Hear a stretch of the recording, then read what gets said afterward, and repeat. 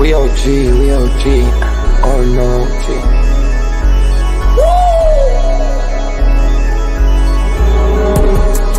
You're not bullish enough, yeah. Oh no, you're not bullish enough. You ain't got the or no. I get stoned by the bolo. Bitcoin set to overload, yeah. Experts on reload, yeah. You're not bullish enough, yeah. Oh no, you're not bullish enough. You ain't got the or no. I get stoned by the bolo. Bitcoin set to overload. Experts on reload. Mempool getting hot. Everybody wanna rock, ayy. Runes is coming, everybody on a knot, ayy. It's a nuisance, Ordinal Revolution, ayy. Ordinal Revolution. Yo, it's my guy for real, bro. Run stuff. Got friends right now. Yo, BRC 420, bro. Yo, that shit on fire, bro. Imagine if he in here. Yeah, like it in the steel. Murder. I got balls of steel. Nookies on the field. Yeah, this shit for real. With no calls, I get so far. Got 100 phone calls that I go hard, and they gon' love me. Smoke weed, huddle back. I get shysty. Where my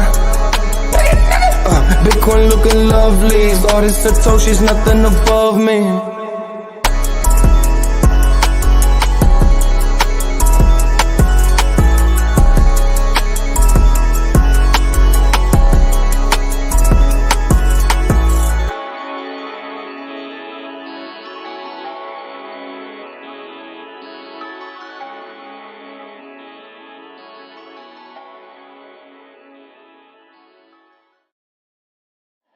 Bitcoin's alive, what you gon' do? Mempool fees are high. Ordinal. Where does it stop? Nobody knows. It's a revolution, ayy. Bitcoin is the one, no substitution, ayy. With Shizzy and Yagobi, it's Ordinal Revolution. Welcome back to Ordinal Revolution. My name is Shizzy. On this channel, we cover the entire Bitcoin Ordinal ecosystem. What is up, guys? We have an amazing show for you guys today. Like always, we are live for another Ordinal Hour. And this is going to be a crazy episode because obviously we have the Ordinal Hour and then we have the Ordinal After Hour. So the Ordinal Hour is basically going to be all news. The Ordinal After Hour is going to be kind of Q&A. So if you guys feel like we're not getting to your comments stuff, it's because we kind of save that for that portion of the show. And then we begin Tap Tuesday. Tap Tuesday is going to be amazing. We have so many tap builders. And we here at Ordinal Revolution think that tap's going to be the next big thing. We're usually early to everything, and we're going to be early again. I mean, we were mint tap last July, right? Last August. So we've been very looking forward to the tap coin airdrop, but not just that, or the marketplace and the wallets and everything that's building up infrastructure, right? So that was one thing that we didn't have back when the BRC20s are blowing up with tap was infrastructure. And today we're going to be talking to the guys who are building that infrastructure, and it's going to get exciting and it's going to be fun. And on top of that, we will be giving away a tap validator. I know a lot of people are trying to get one of these. The round one is basically done. So these guys, they're going to let us give away a round 2-1. So it's going to be worth around 500 track. There's only one. So what I'm going to need you guys to do is put your Twitter handles. It has to be a Twitter handle. If it's not a Twitter handle, you won't receive the win. I mean, the validator. So make sure it's your Twitter handle. Put that in the chat now. You can start putting that in. You put it through the whole episode. It doesn't. If you keep putting it in, you'll still only have one shot. I'm just going to make sure it's just one name on the wheel, so there'll be no duplicates. But start putting your Twitter handles in the chat now, and towards the end of the show, you will need to be here after you win this. This way, kind of make sure there's no bots. So you will need to be here around that. Well, I think it's probably around 2 o'clock. We'll probably be spinning the wheel, and we're gonna need you to comment right away after you win. So put your Twitter handle in, and then be here around 2 o'clock. I understand you can't make the whole show, but just make sure you're here when that wheel spins, because we will need you to comment right away, and then we will send you that validator. But you will need to be patient because it's obviously a round 2 validator. So the round 1 ones aren't even out yet. So the round 2 might be a week, 2 weeks, something like that. So just be patient, but I will make sure that you receive it if you win. So it should be a fun, exciting show. Not a lot of news. So we're going to be playing some Bullish or bearish today, which is probably one of my favorite things to do on the show. And we will be looking at the markets and stuff. And we're going to be explaining some of these prediction markets and stuff. We actually took a deep dive into one yesterday that we're kind of bullish on. And guys, when we talk about this stuff on the show, We're not telling you to go buy the stuff. This is not financial advice. It's just us doing our live due diligence, right? So it should be fun, exciting. So let's get this thing started and bring my partner here. As always, Mr. Yagobi. What's up, buddy?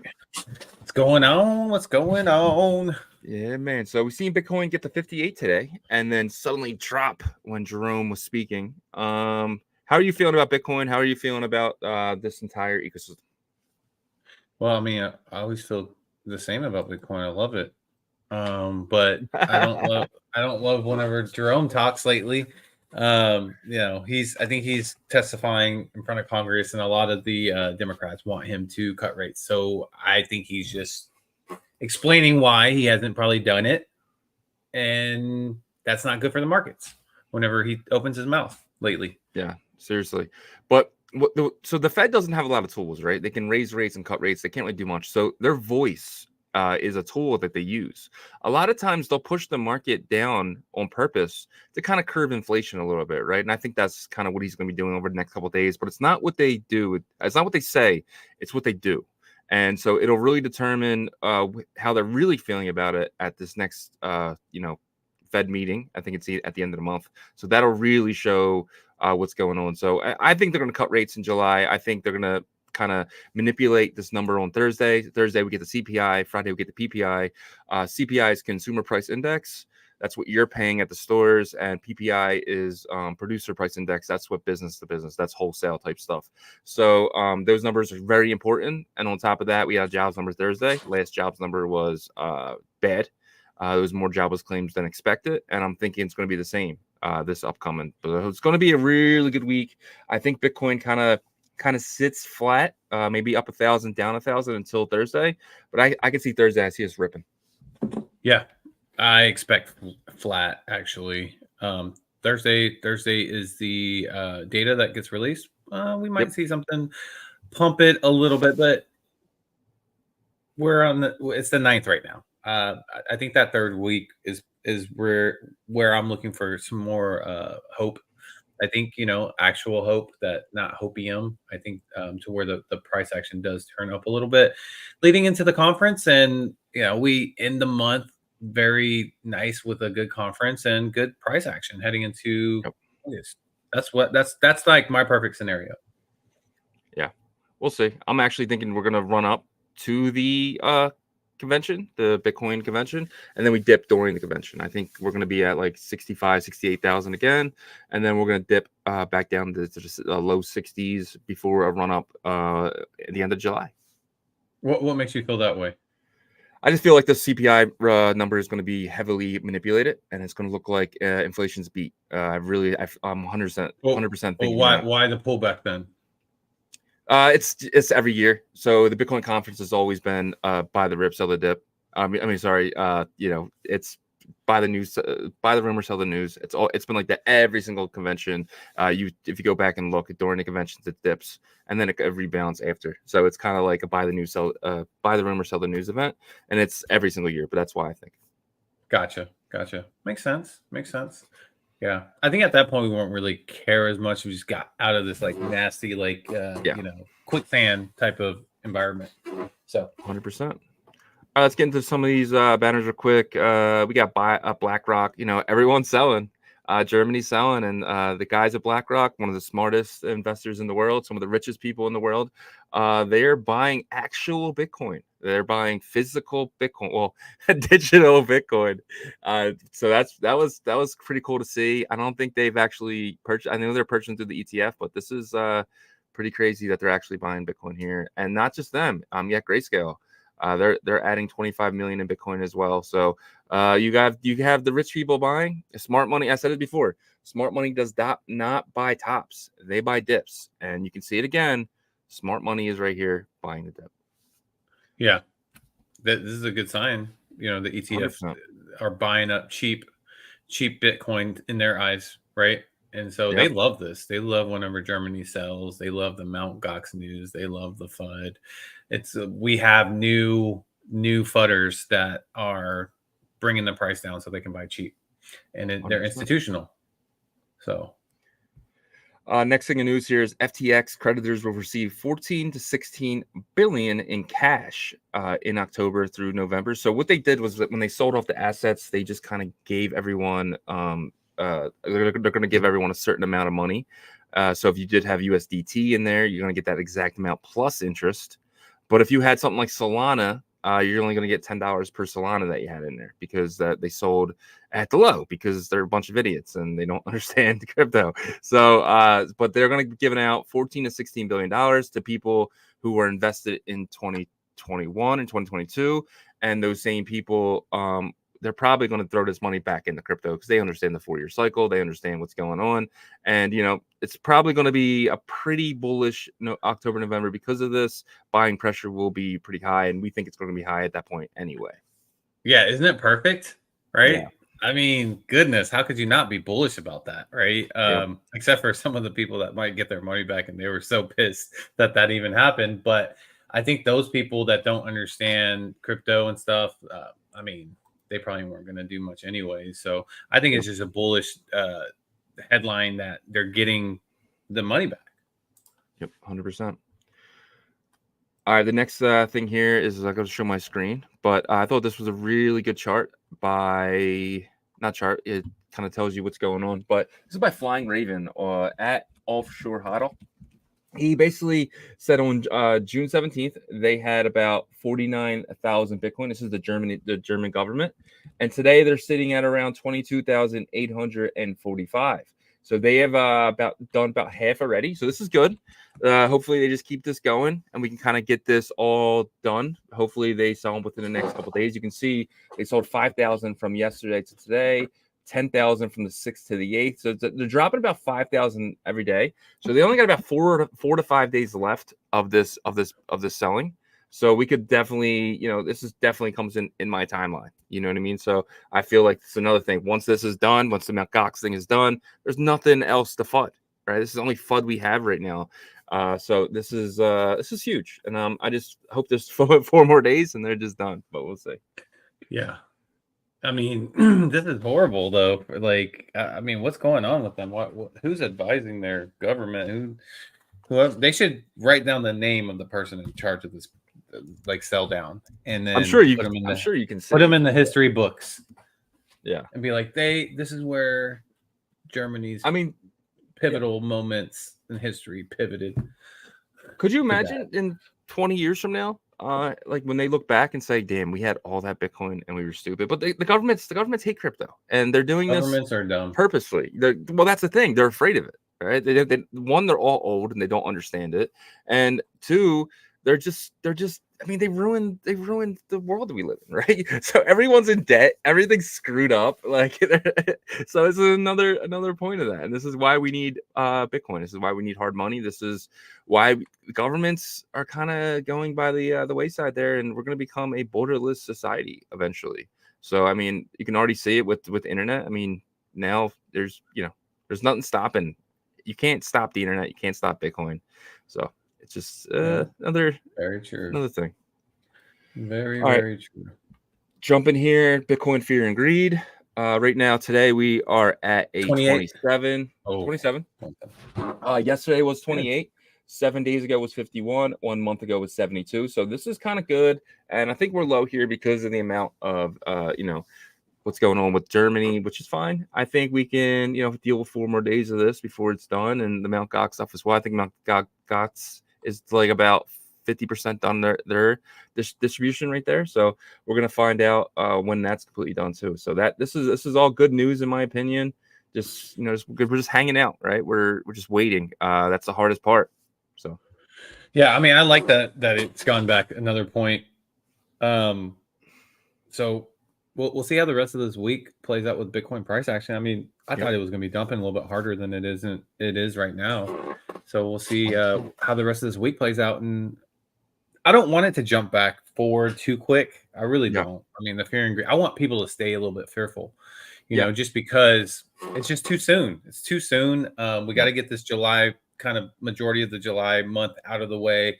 And then we can kind of relax and breathe and say, okay, let's get bullish again.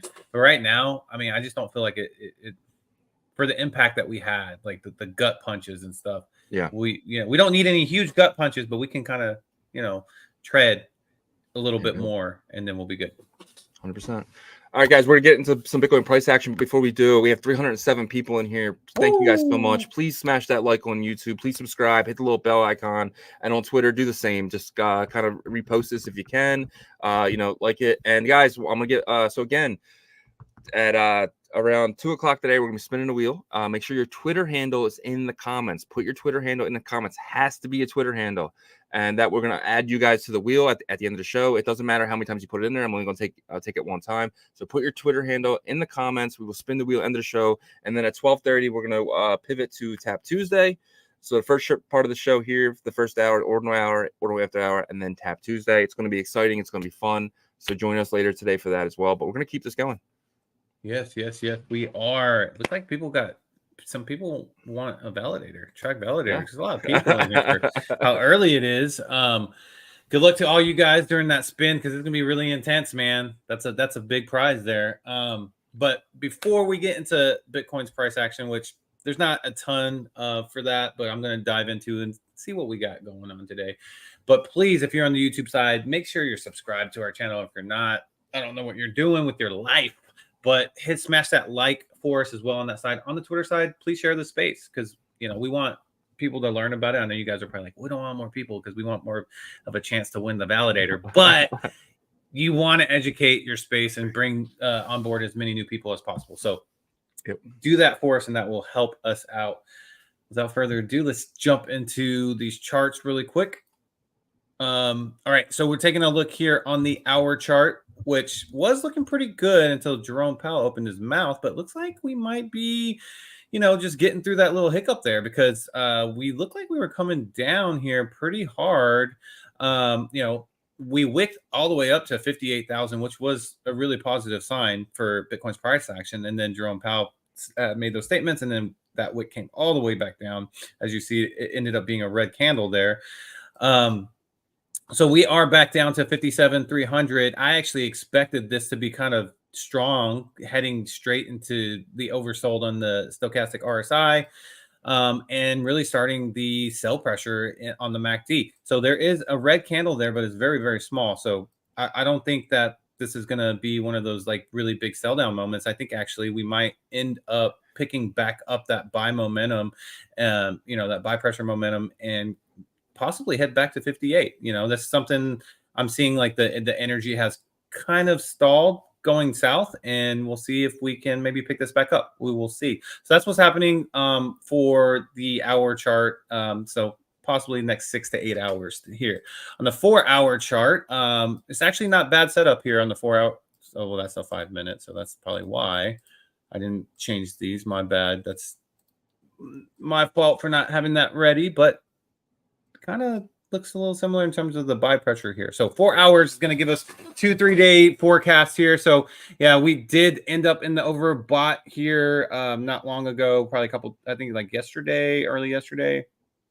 And we do have some pretty strong buy pressure. So we might hang out up here a little bit longer. So that falls in line with what I just said on the hour chart. So I don't know, let's cross our fingers and say, hopefully we can tread in the mid 57,000s to lower 58,000s for the next 2 days. And then the 12-hour chart is heading back up to overbought, right? So we did have the sell pressure here on the MACD for the past, 3-4 days, and now we're heading back up here. So it's actually not looking too bad, for the day, the next 2 days, and possibly the next, week and a half. So that's kind of what's going on here with Bitcoin's price. I didn't really see any big things that stuck out, like huge pattern recognition or anything like that. So I feel like we're in a tread zone. That news today did worry me. I was like, oh no, we might get back down to low 56. So let's kind of see what happens with the price here. Yeah, so I'm gonna make you give us a price prediction for Friday, if you don't mind. You are 2 for 3. You were 2-0, and then last week you're 2 for 3. So do you want to give your prediction for Friday? Got to put you on the spot here. Man, it's only 500 people watching. I'm gonna say 58.5. around 58.5. 58.5, Okay. 50, yeah, around 58.5, 59. And that's, I'm going based off of like what the 12-hour chart is telling me. So that could be kind of further out. I don't know if that's going to happen Friday, but I'm feeling a little bit positive about this Friday. Yeah.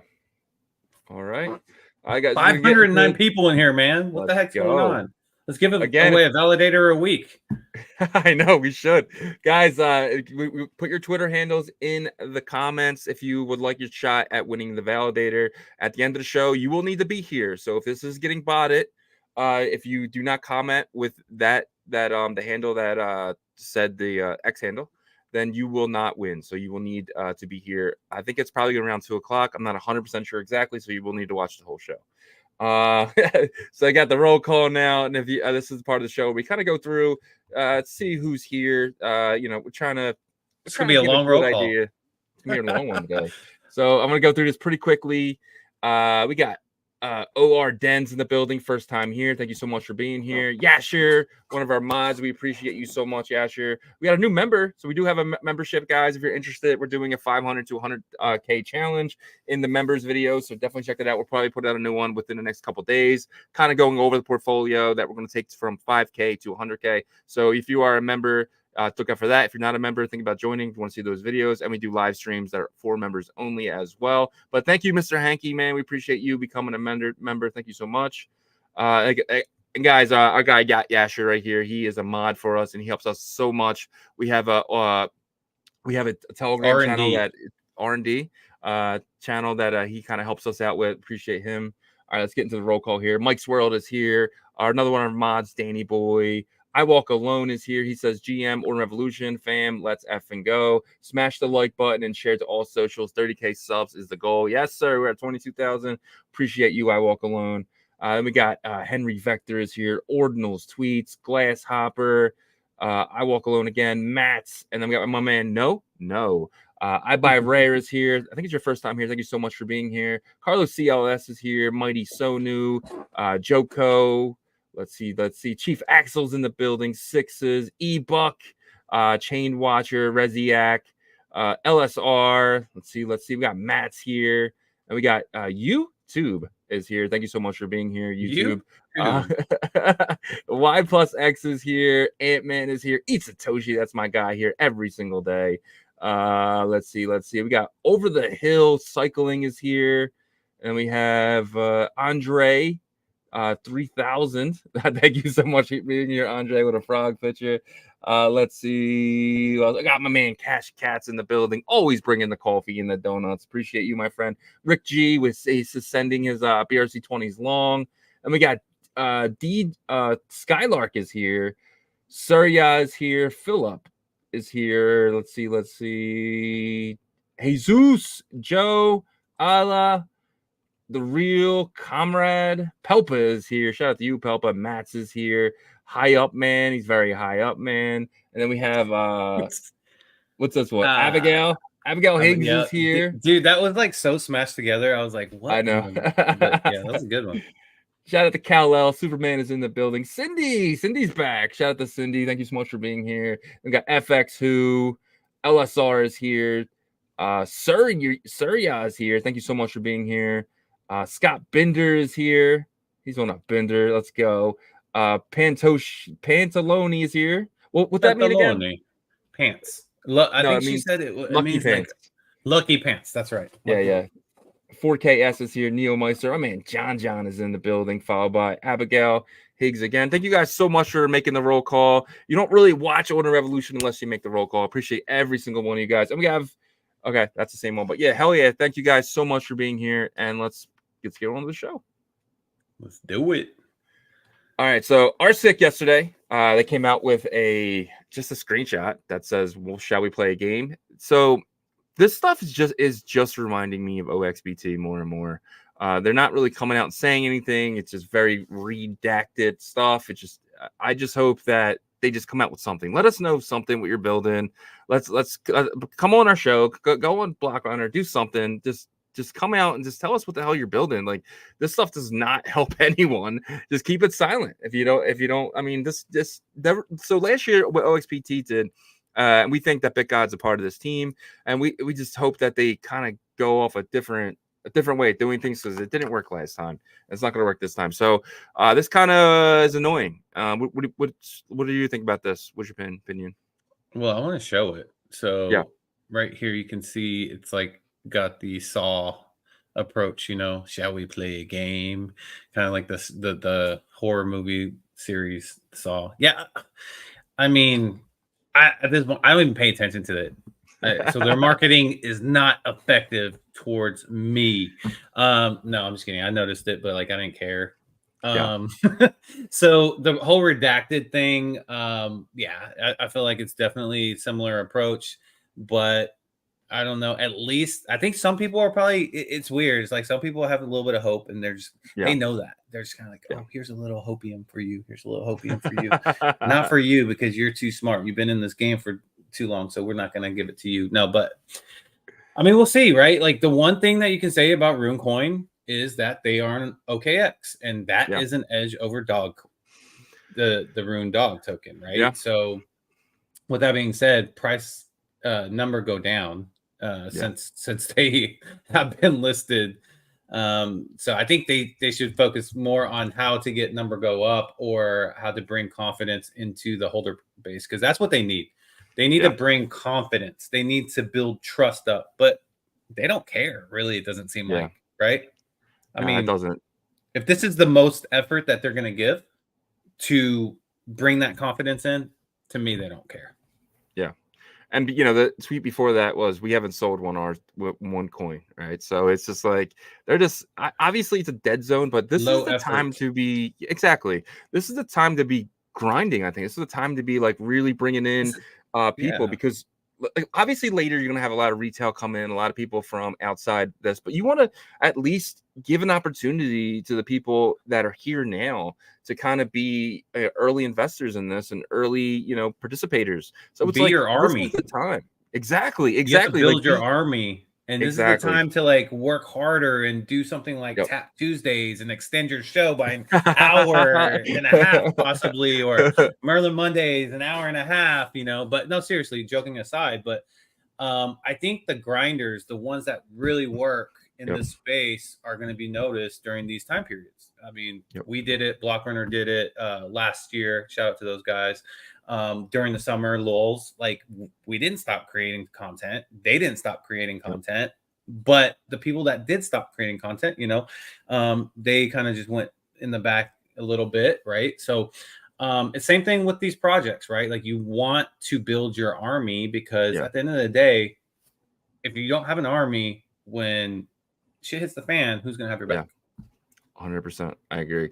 And, you know, you had like Merlin come out and give updates yesterday. You have Tap coming out today, giving updates and stuff like that today. So it's just time to give updates now. Like it's time to build in the bear. It's time to build out in the open. Let us know what you're building. It's time. This redacted bullshit didn't work last time, BitGod. It's not going to work again. Let's come out and let's actually tell people what you're building.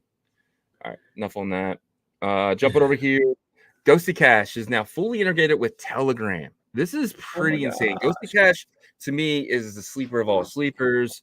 I think that this is huge. Now you're going to be able to bridge and swap on Telegram via Ghosty Cash. I'm not sure exactly how it's going to work. We'll have them on the show later to explain it, maybe explain it a little further. But this is amazing. Yeah, I think the projects that are integrating Telegram into their mechanism, keep your eye on those projects, guys, because it's not going to just be like, this is huge, right? There's going to be other projects from other ecosystems. We already heard yesterday too, but with Ghosty, I think it's really big, because Ghosty is the project in the Tap ecosystem that really pushes the envelope in terms of, hey, we're doing this. Hey, we added this. Hey, we did this, and blah, blah, blah. And as of yet, they've been extremely overvalued. I don't know if that has to do with early whales minting the BRC20. I think that had a lot to do with it, and just suppressing the price and blah, blah, blah, blah. Eventually, there's going to be a point where the buy pressure is so immense that it overcomes all that crap, right? All the hurdles and stuff will be jumped. Ghosty will be at like a fair value, market value, in my opinion. And that might take like us being in September. But one thing that I have confidence in is that it will get there. Yeah. Right. So that's just my opinion on it. And we got 1,000 people in here. Let's Wow. go. God. On a Tuesday. I 1,000 told you this was people. going to be big. I think it was, hey, it was a great idea. You know, but goodness gracious, I think that's a record, guys. You guys showed up. The tap community. Come on. Tap yourselves on the back. Pat yourselves on the back. But man, this is big. We got 1,000 people in here. So let's keep it going. All right. Yeah, I guess we're gonna dig into the next thing here. So I just want to give, before we get into this, guys, a quick disclaimer that this is just something that we are interested in ourselves. We're not telling anyone to go out and buy this. We're not saying anyone to play this. But there's prediction markets that are coming, and I think that's going to be massive here in Bitcoin. I think it's perfect for Bitcoin, and everyone wants it. From the Bitcoin Magazine guys to Jack Lew, right? And we do think Jack Lew is behind this next one, or we don't know though. Maybe we don't know. We're speculating that we think that because they are using NUSD, but we'll kind of jump into it. Yeah, let's talk a little bit about it. If you want to switch the banner there. Yeah. So trying to explain Aletius Agora. So there was another predictions market. So let's just kind of get some backstory here, some foundational backstory into this. David Bailey, which is the founder of Bitcoin Magazine, just put this tweet out and said someone in the Bitcoin ecosystem should create a predictions market, like Poly Market, I believe it was, on Polygon. And because we have the presidential election coming up, so perfect time, right? Next thing you know, a couple people just like jumped on that tweet like a wolf, hungry wolf, right? And I think the BAMP of Nakamoto team commented on it, I believe, but also the Ordinals wallet. They built another predictions market. I think it's called Byzantine or something like Byzantine General. Yeah. Byzantine General. Yeah. And so, but it makes sense with Bitcoin right now, even with the limitations. Yes, it's going to have to start centralized, but with it's one of those DeFi platforms that you're able to do it. It's a lot more simpler to do here than like traditional like AMM and all that stuff. Right. So, Aletius Agora comes out and they actually put out their platform. It is very raw still right now, but I'm going to try to explain how it works. Okay.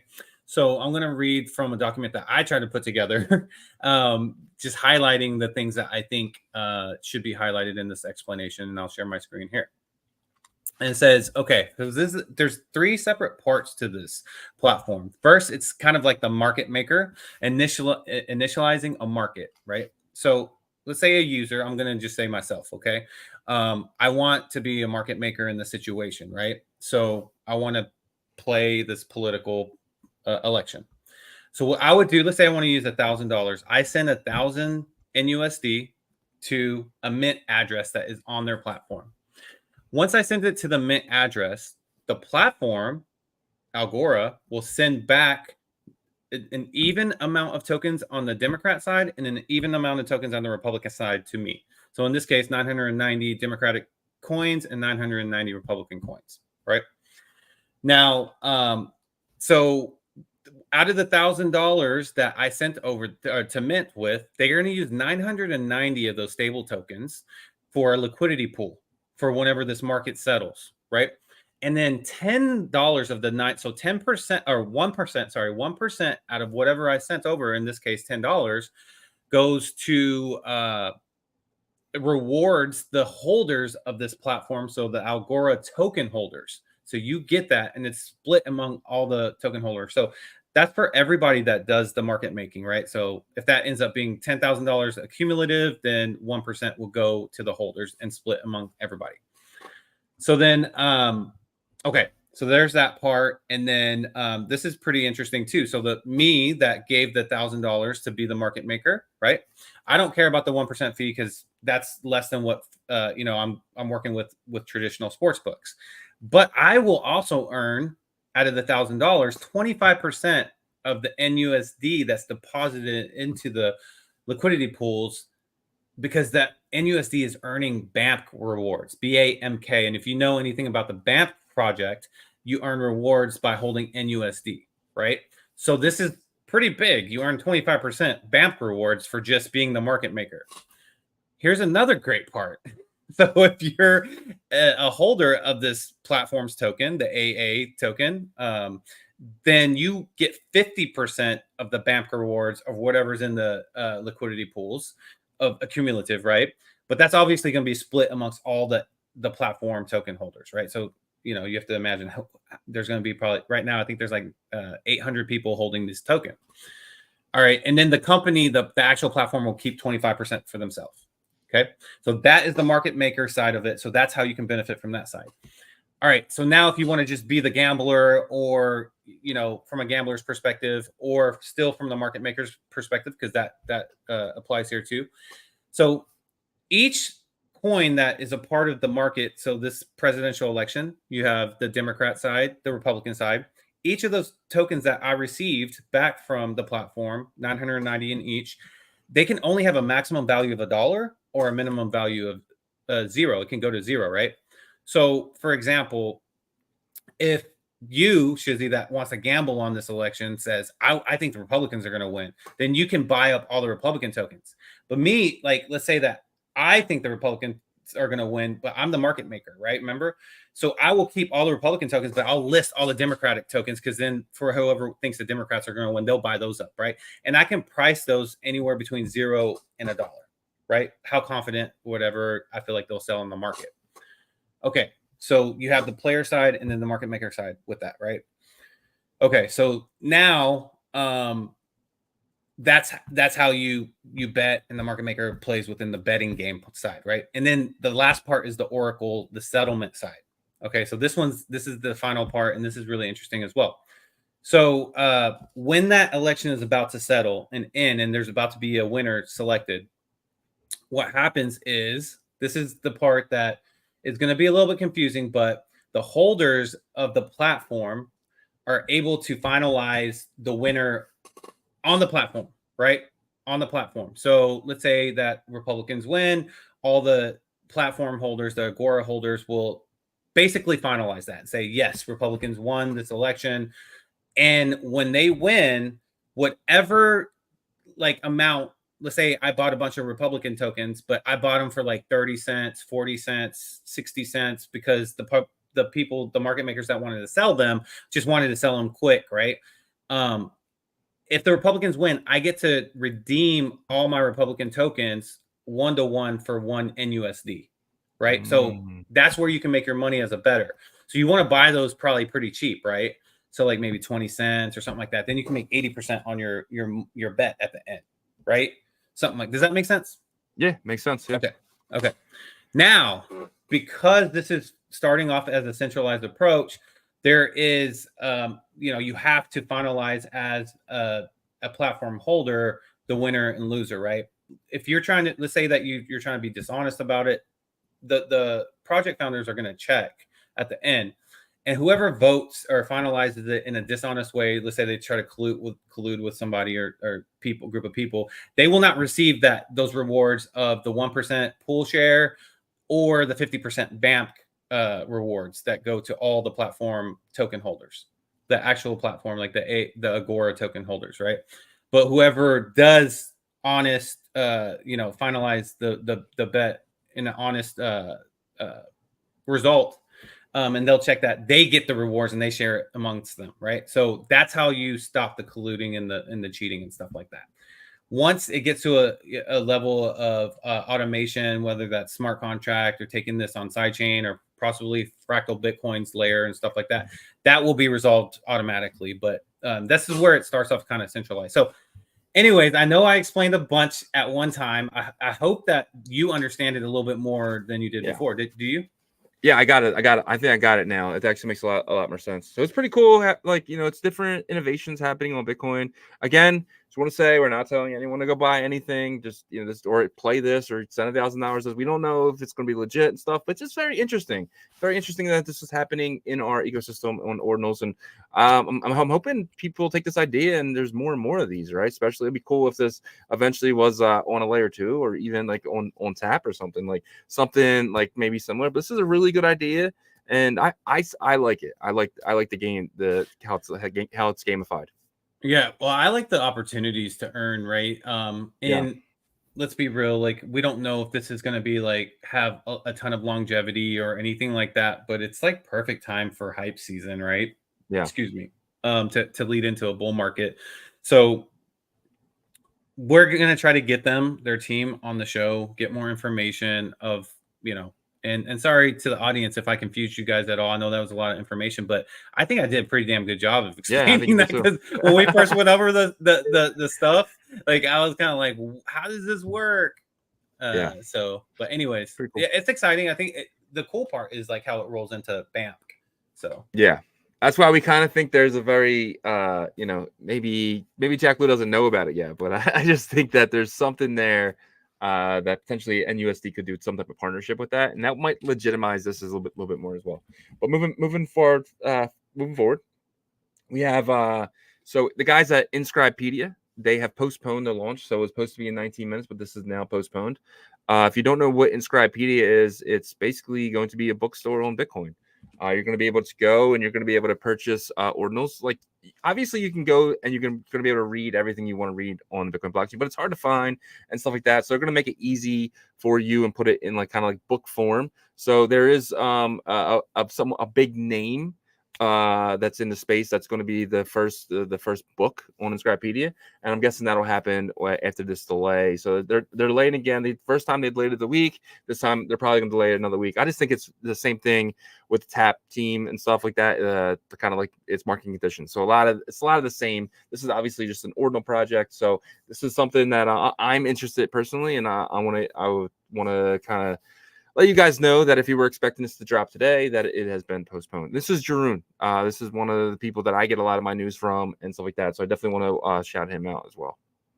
Gotcha. Yeah, that's going to be really, really exciting. I know that, he's been working on this for a very long time, even before, he came to the space. But I do want to confirm that. So Jack Lou has nothing to do with that project. Yeah. Agora, he has nothing to do with the Agora project. I did get confirmation, so we'll reach out to the team and see, if we can get them on, and maybe get some more information about it. 100%. Next news here: epic airdrop has been completed, and it looked really cool. Like I saw it in the mempool, and it's like one, and then crap load of addresses. I love that, dude. I love watching the mempool and stuff like that. So that was really cool. But yeah, they're completed. Dropped 50%, which is very normal with an airdrop, especially in a down market. And I think they wanted to do this in a down market. So shout out to those guys. Huge airdrop again. Bitcoin seems to be airdrop season, man. It doesn't stop here. You get rewarded for just participating in this ecosystem and rewarded on and on again. So this is big. Yeah, people were waiting for this, right? Yeah. Man, they spent a lot of money on that initial inscription for the epic rare sat, right? So yeah, I think people were just waiting for that, and the market cap did take a hit, but I think it's okay because it was expected. A lot of people were expecting to get that airdrop, and so I think it'll be okay, and it should recover. 100%. Yep. All right, guys. Make sure you guys are putting your Twitter handles in the chat. I'm trying to get we're gonna probably stop that eventually, probably around like 1:30. I'll put your last shot, and we'll probably spin the wheel around probably around like 2:00, somewhere around there. So definitely put your Twitter handle to win the tap validator. Twitter handles in the comments, guys. So make sure you're doing that as well. And questions. If you guys have any questions on anything, put it in there too. We will get to a lot of your questions, but for now, we're gonna play a little game that we like to call Bullish or Bearish. I'm going to jump through a bunch of different markets, and I'm going to ask Yagobi his opinion, and then I'll give mine. It's a fun little game that we play here. So let me make sure. I like to be on the 7-day and keep the volume high. Let me show my screen. All right. So we'll start off here with no monkeys, man. Always number one in volume. I'm curious, what do you think? Are you bullish or bearish on Node Monkey, especially during this dip right now at 0.169? I mean, I think that's a discounted price, right? Yeah. So I'm bullish on Node Monks. I have been the entire time. I feel like I go through like a month, 2 months of calling them Node Monks and 2 months of calling them Node Monkeys. Yeah. I mean, I hate that they did that with the spelling. But anyways, I am bullish on them. I think that they have a lot of narrative and layers of value with the low inscription, early collection. People claim that Raktoshi was behind this project and stuff like that. So I think they eventually get to one Bitcoin floor, in my opinion.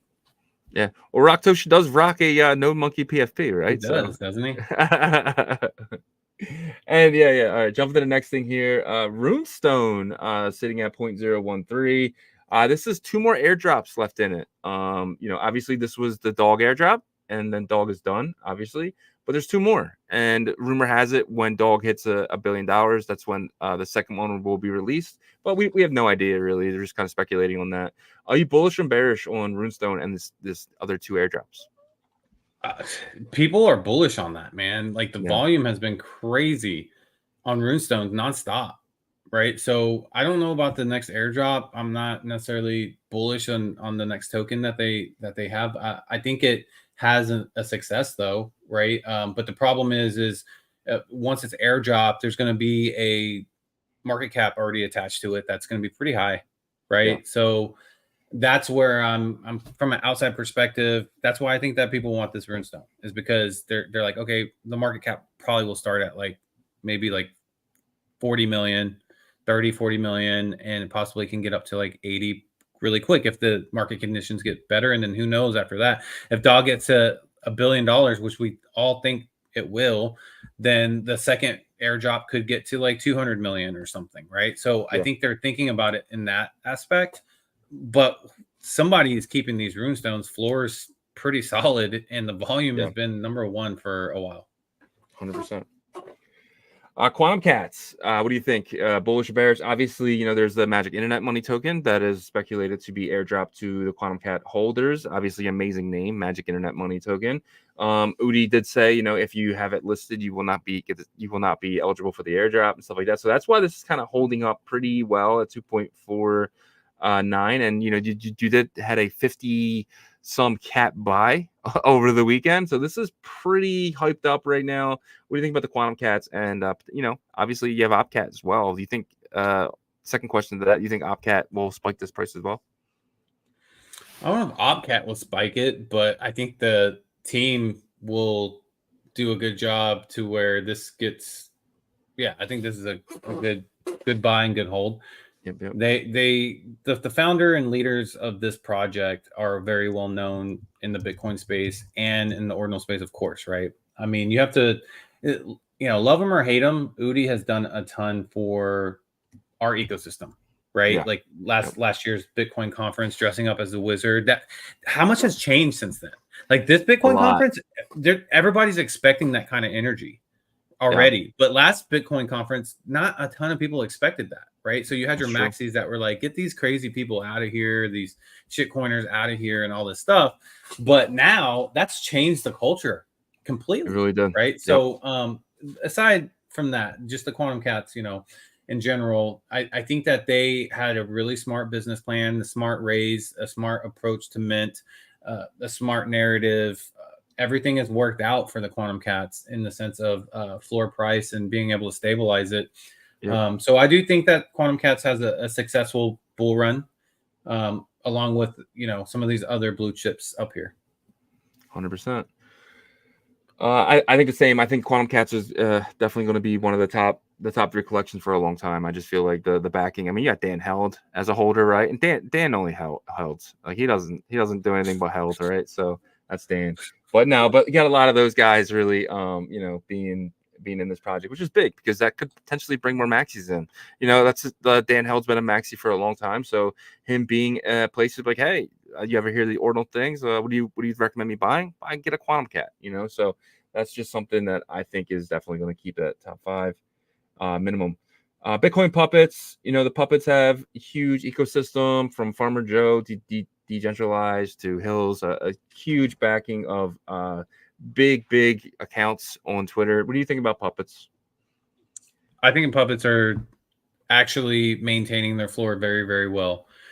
This is an anomaly, and now hopefully it becomes a little bit of a trend with Billy Cats. But puppets, typically you don't see a derivative pull up the entire ecosystem, be the head of the ecosystem, because Opium is the originator. Right? You're talking about a 300,000 inscription number collection that gets pulled up by an inscription collection that's in the millions. And because of the movement and the people that were able to be corralled into that ecosystem, it pulled everything else up with it, right? Yeah. And so I think that they're maintaining their floor. They have great volume. They're always in the top 3. And I thought maybe they would fade out a little bit more, but I think that they bounced back pretty strong, honestly. Bullish or bearish? Bullish.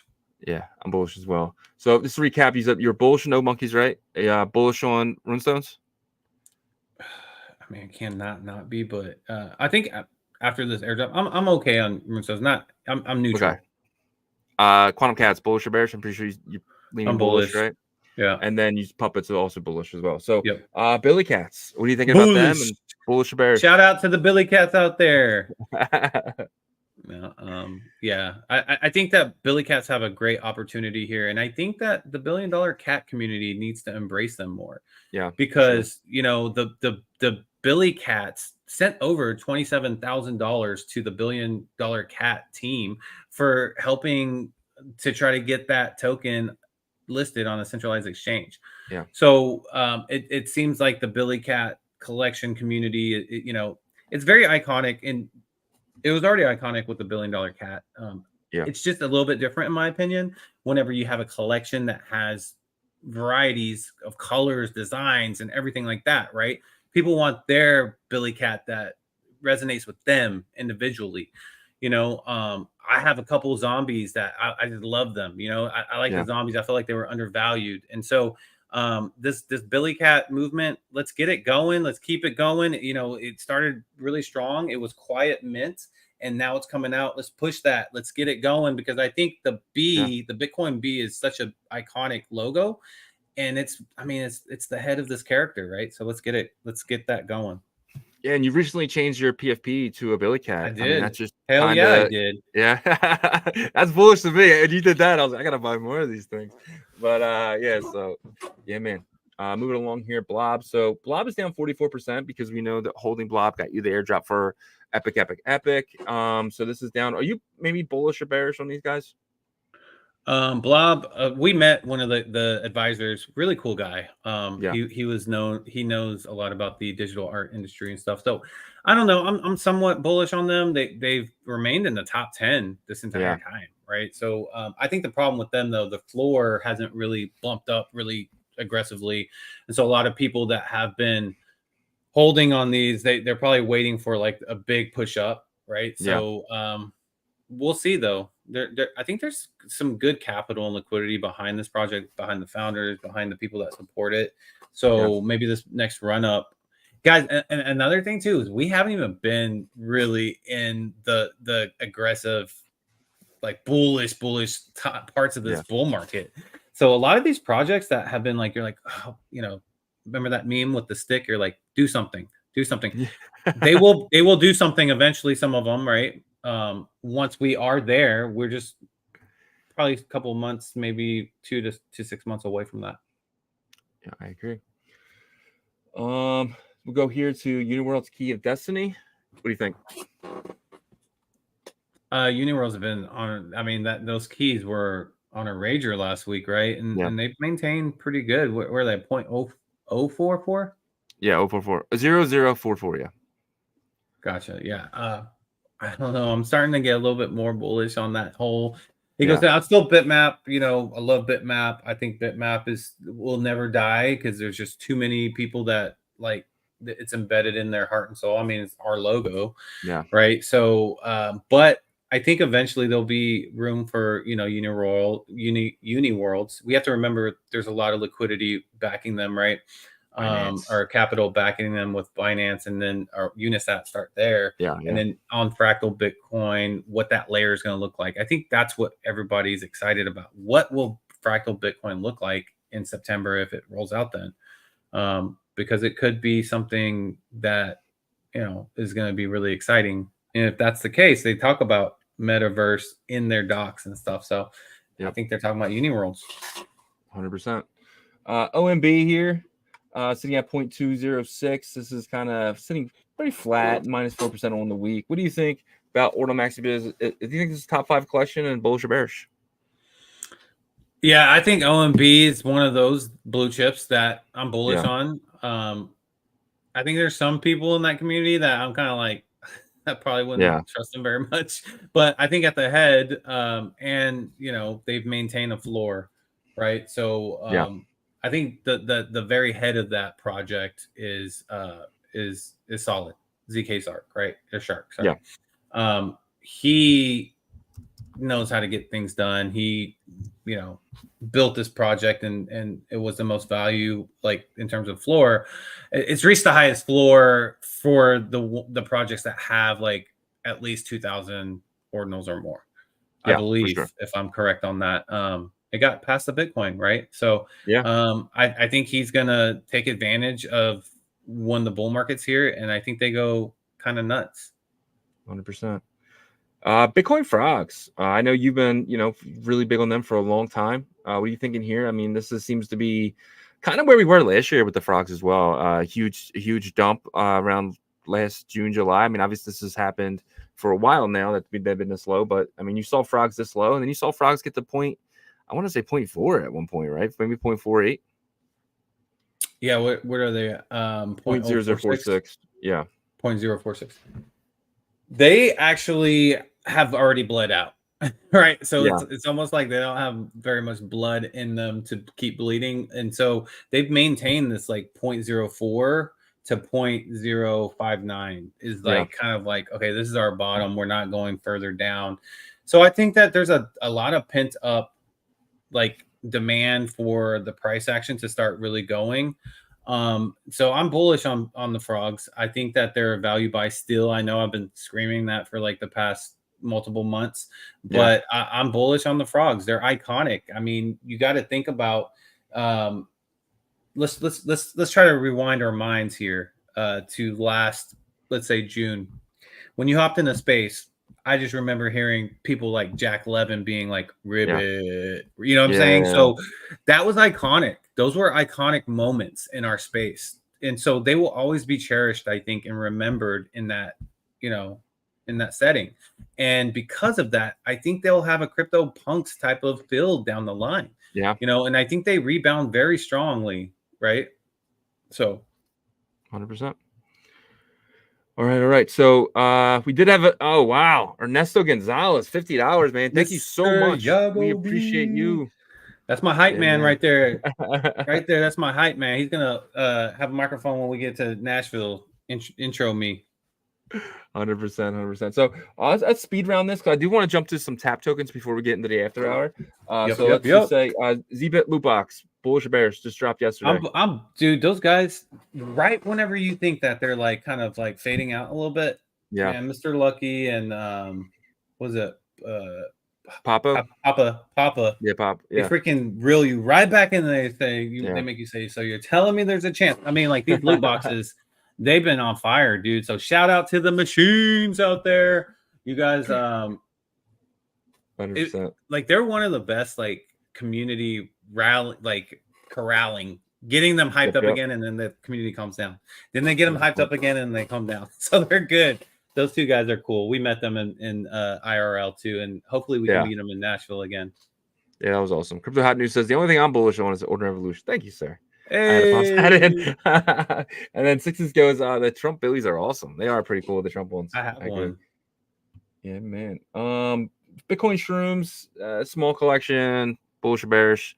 Obviously, we can't afford these.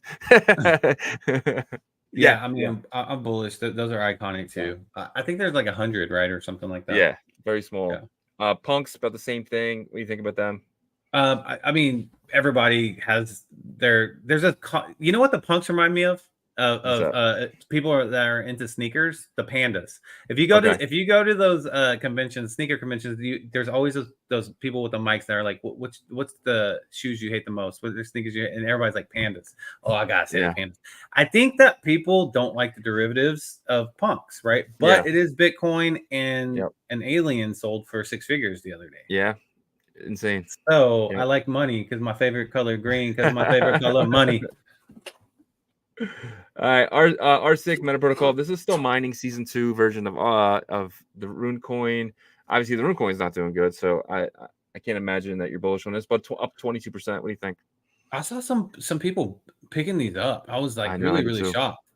And so maybe they know something that we don't, that, Mm, you know, there's something happening with the project. They did say there was going to be like a second season, didn't they? Or yeah, something. yeah, season 2, So season 2. It's a coin already. It's like number, I want to say 16 or something like that. So it's already been, you know, it's already been engraved in the Bitcoin. So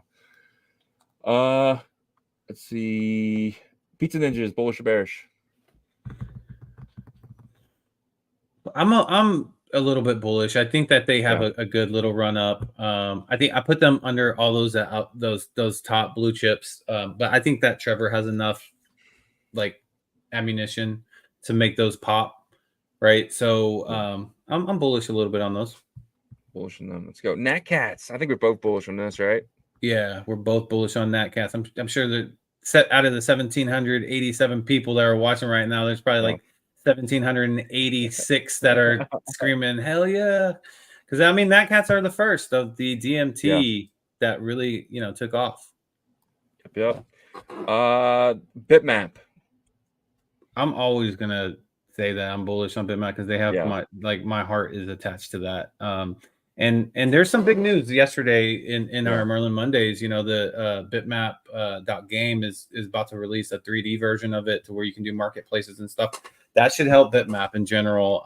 And then there's some other stuff that's being rolled out on Layer 1 as well. And I'm sure that Benny and his team has some plans for it, you know, down the road a little bit. So Bitmap has a strong community that's dedicated.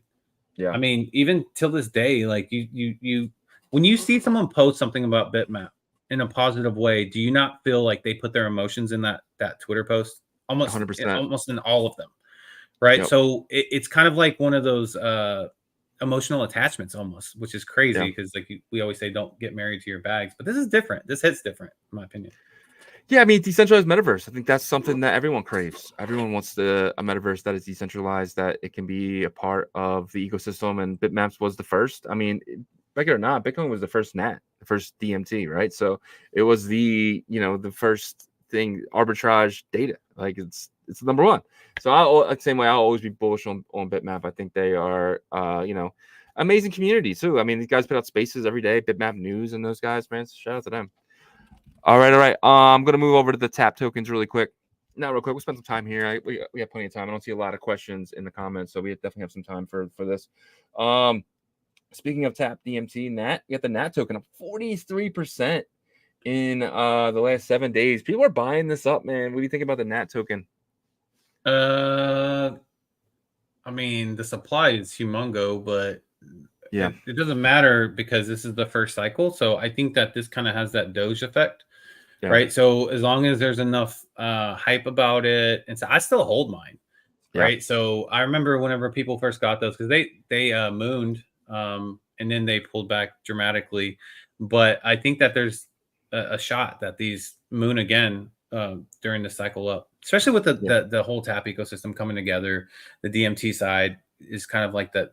It's like this, you know, part of the tap ecosystem that's like not everybody knows about, but like it will get more and more popular as time goes on, and I think they'll benefit from that, or that yeah. token will.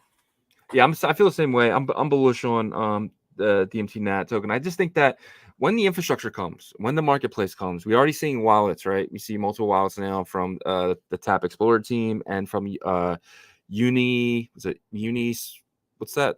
Unitap. Unitap, yeah, from those guys as well. And there's so many more builders, and the marketplace is going to change everything, in my opinion, for Tap. I think it's hard not to be bullish on every single one of these tokens, but I'm gonna try my best to curve my enthusiasm a little bit. But the next one here is Tap Ghosty. So Ghosty was a BRC20. They just converted it to a Tap token. They burned a lot of the supply that was heavily botted, which I think was smart. Were they going to burn it? They did have a voting process, and you were able to vote. And I think that no one said no. I think those tokens are definitely going to be burned. But this is huge. Ghosty is probably one of my top tokens for this cycle, and that's why another reason why I'm so bullish on Tap. What's your opinion on this? Bullish or bearish? Of course, bullish. I feel similarly how I feel about Track and Yeah, to how I feel about Ghosty, because I feel like Track also was undervalued severely before. You know, when I say undervalued, I'm talking about relative to the rest of the BRC20s, right? Yeah. Because for the narrative it had, the actual things that Benny and his team were doing, it should have, it should have got to $20, in my opinion. Yeah. But it didn't. But I think it does eventually. But back to Ghosty, I feel similarly, but obviously on it scaled down, right? So it's relative to the price. But the big thing about Ghosty is those tokens being burned. We'll see how much that they actually integrated that burn mechanism into their website. So that makes me think they might burn more in the future. And I'm all for these burn parties, right? So burn it up. Bullish. That's the perfect token to use, the bullish BOO. That's corny, I know. Let's go. Yep. No, I don't think so. But guys, all right. So here's a question: difference between Unitap and the Tap wallet. Two different teams. Two different teams are building them. The Unitap wallet is about to be on the Google Chrome extension, but I don't think it is yet. And then the Tap wallet. So they're both. So similar is they're both forks of Unisat, right? Which is smart because it's proven it works properly and stuff like that. So I just think that, I think the differences ain't much, right? Yeah. So they're both Unisat forks, but there's the Unitap wallet is a little bit more customized in terms of the layout, the look, and stuff like that. But at the end of the day, that's cool. I think that does matter to some people, right? Because whenever you do have to make it look more customized, a little bit more aesthetically pleasing, people have a little bit more faith in it, right? Yeah. But at the end of the day, people that have been here for a long time, I'm just bullish that there's two freaking wallets in this ecosystem. Yeah. To me, when you have more than one wallet, that screams that there's builders. There's builders here that are waiting to start building. And so I'm excited for both of these teams. I want both of them to do well, like a Unisat and Xverse type of situation. But yeah, in terms of features and stuff, they're going to be Unisat forks with a couple of additional features on each side, because both of them have to add the customized integration of DMT, customized integration of the way Tap works and stuff. Yeah, exactly. Yep. And indexers and all that stuff as well. I know the Tap Board team is kind of building their own indexer. I mean, they're on top of what they're doing with DMT, so it's pretty awesome. The next one here is Tap Gib. I'm bullish on this. This is not only a meme coin, but it actually was very, very huge because it was a part of the infrastructure of Tap, right? Yeah. The Gib. Yeah. So, what was it called? Authority or something like that? No, something off. Oh, gosh, I can't remember now. Anyway, yeah. So it was used as a test token by Benny. Token auth, I think it was called. Maybe. Yeah. Anyways. Yep. And so, yeah. So, and it's also a very mimetic type token, to where you see it's, I don't know if it's a Pepe, but it's like a weird looking green reptile that he uses for or they use. Have you seen it, right? Where he's like Gib. yeah. And so I think that's really cool, because that is the meme token, the number one meme token in this ecosystem, I believe. So it's gonna be interesting to see how big it gets, the market cap. It did do very well last run up just on the Ordinals wallet platform. I can't remember how high the price got, but I know that the market cap was pretty good. But we'll see. I'm bullish on it. Yeah, I am too. And I love when anytime the track team or the Tap team posts anything, the number one comment is Gib. It's like you see a 15 to 30 comments of all Gib. It's kind of like that community's real. I don't know. It's just such a real in-depth community. I that's why I love the Tap Gib. So Tap Traverse. So this one we're not going to give bullish or bearishness because we are a partner of those guys. I just don't think it's fair to kind of push that on anybody. But this is the Tap Traverse token. Traverse obviously is a security. I'm sorry, not a security. Is a security vault that protects your assets and is absolutely amazing. We use it here. We have passes and a whole bunch of other stuff locked in them. So without I'm bullish on the platform for sure. We can say that. Yeah, we can say that. I am bullish on their platform, and we'll let Abdul talk more once the builders get in here. But that their network is growing vast, to very quickly, and it's just starting to spread those spider webs, right? So I think that's really big for builders. So if you're a builder in the space and you feel like you're stuck in the mud, check your network. How big is your network? How good are your relationships with other builders in the space? Because that matters a ton. Yep, I agree. These next two are very similar to each other. They're both kind of meme coins, but so they're not no connection to the actual Sora or Karma. So, but these ones are, we did hear that they're still building something for Karma. We heard that in the background, so we're not going to get into that because we're not sure how much we can say. But yeah. So you bullish or bearish on Sora and Karma?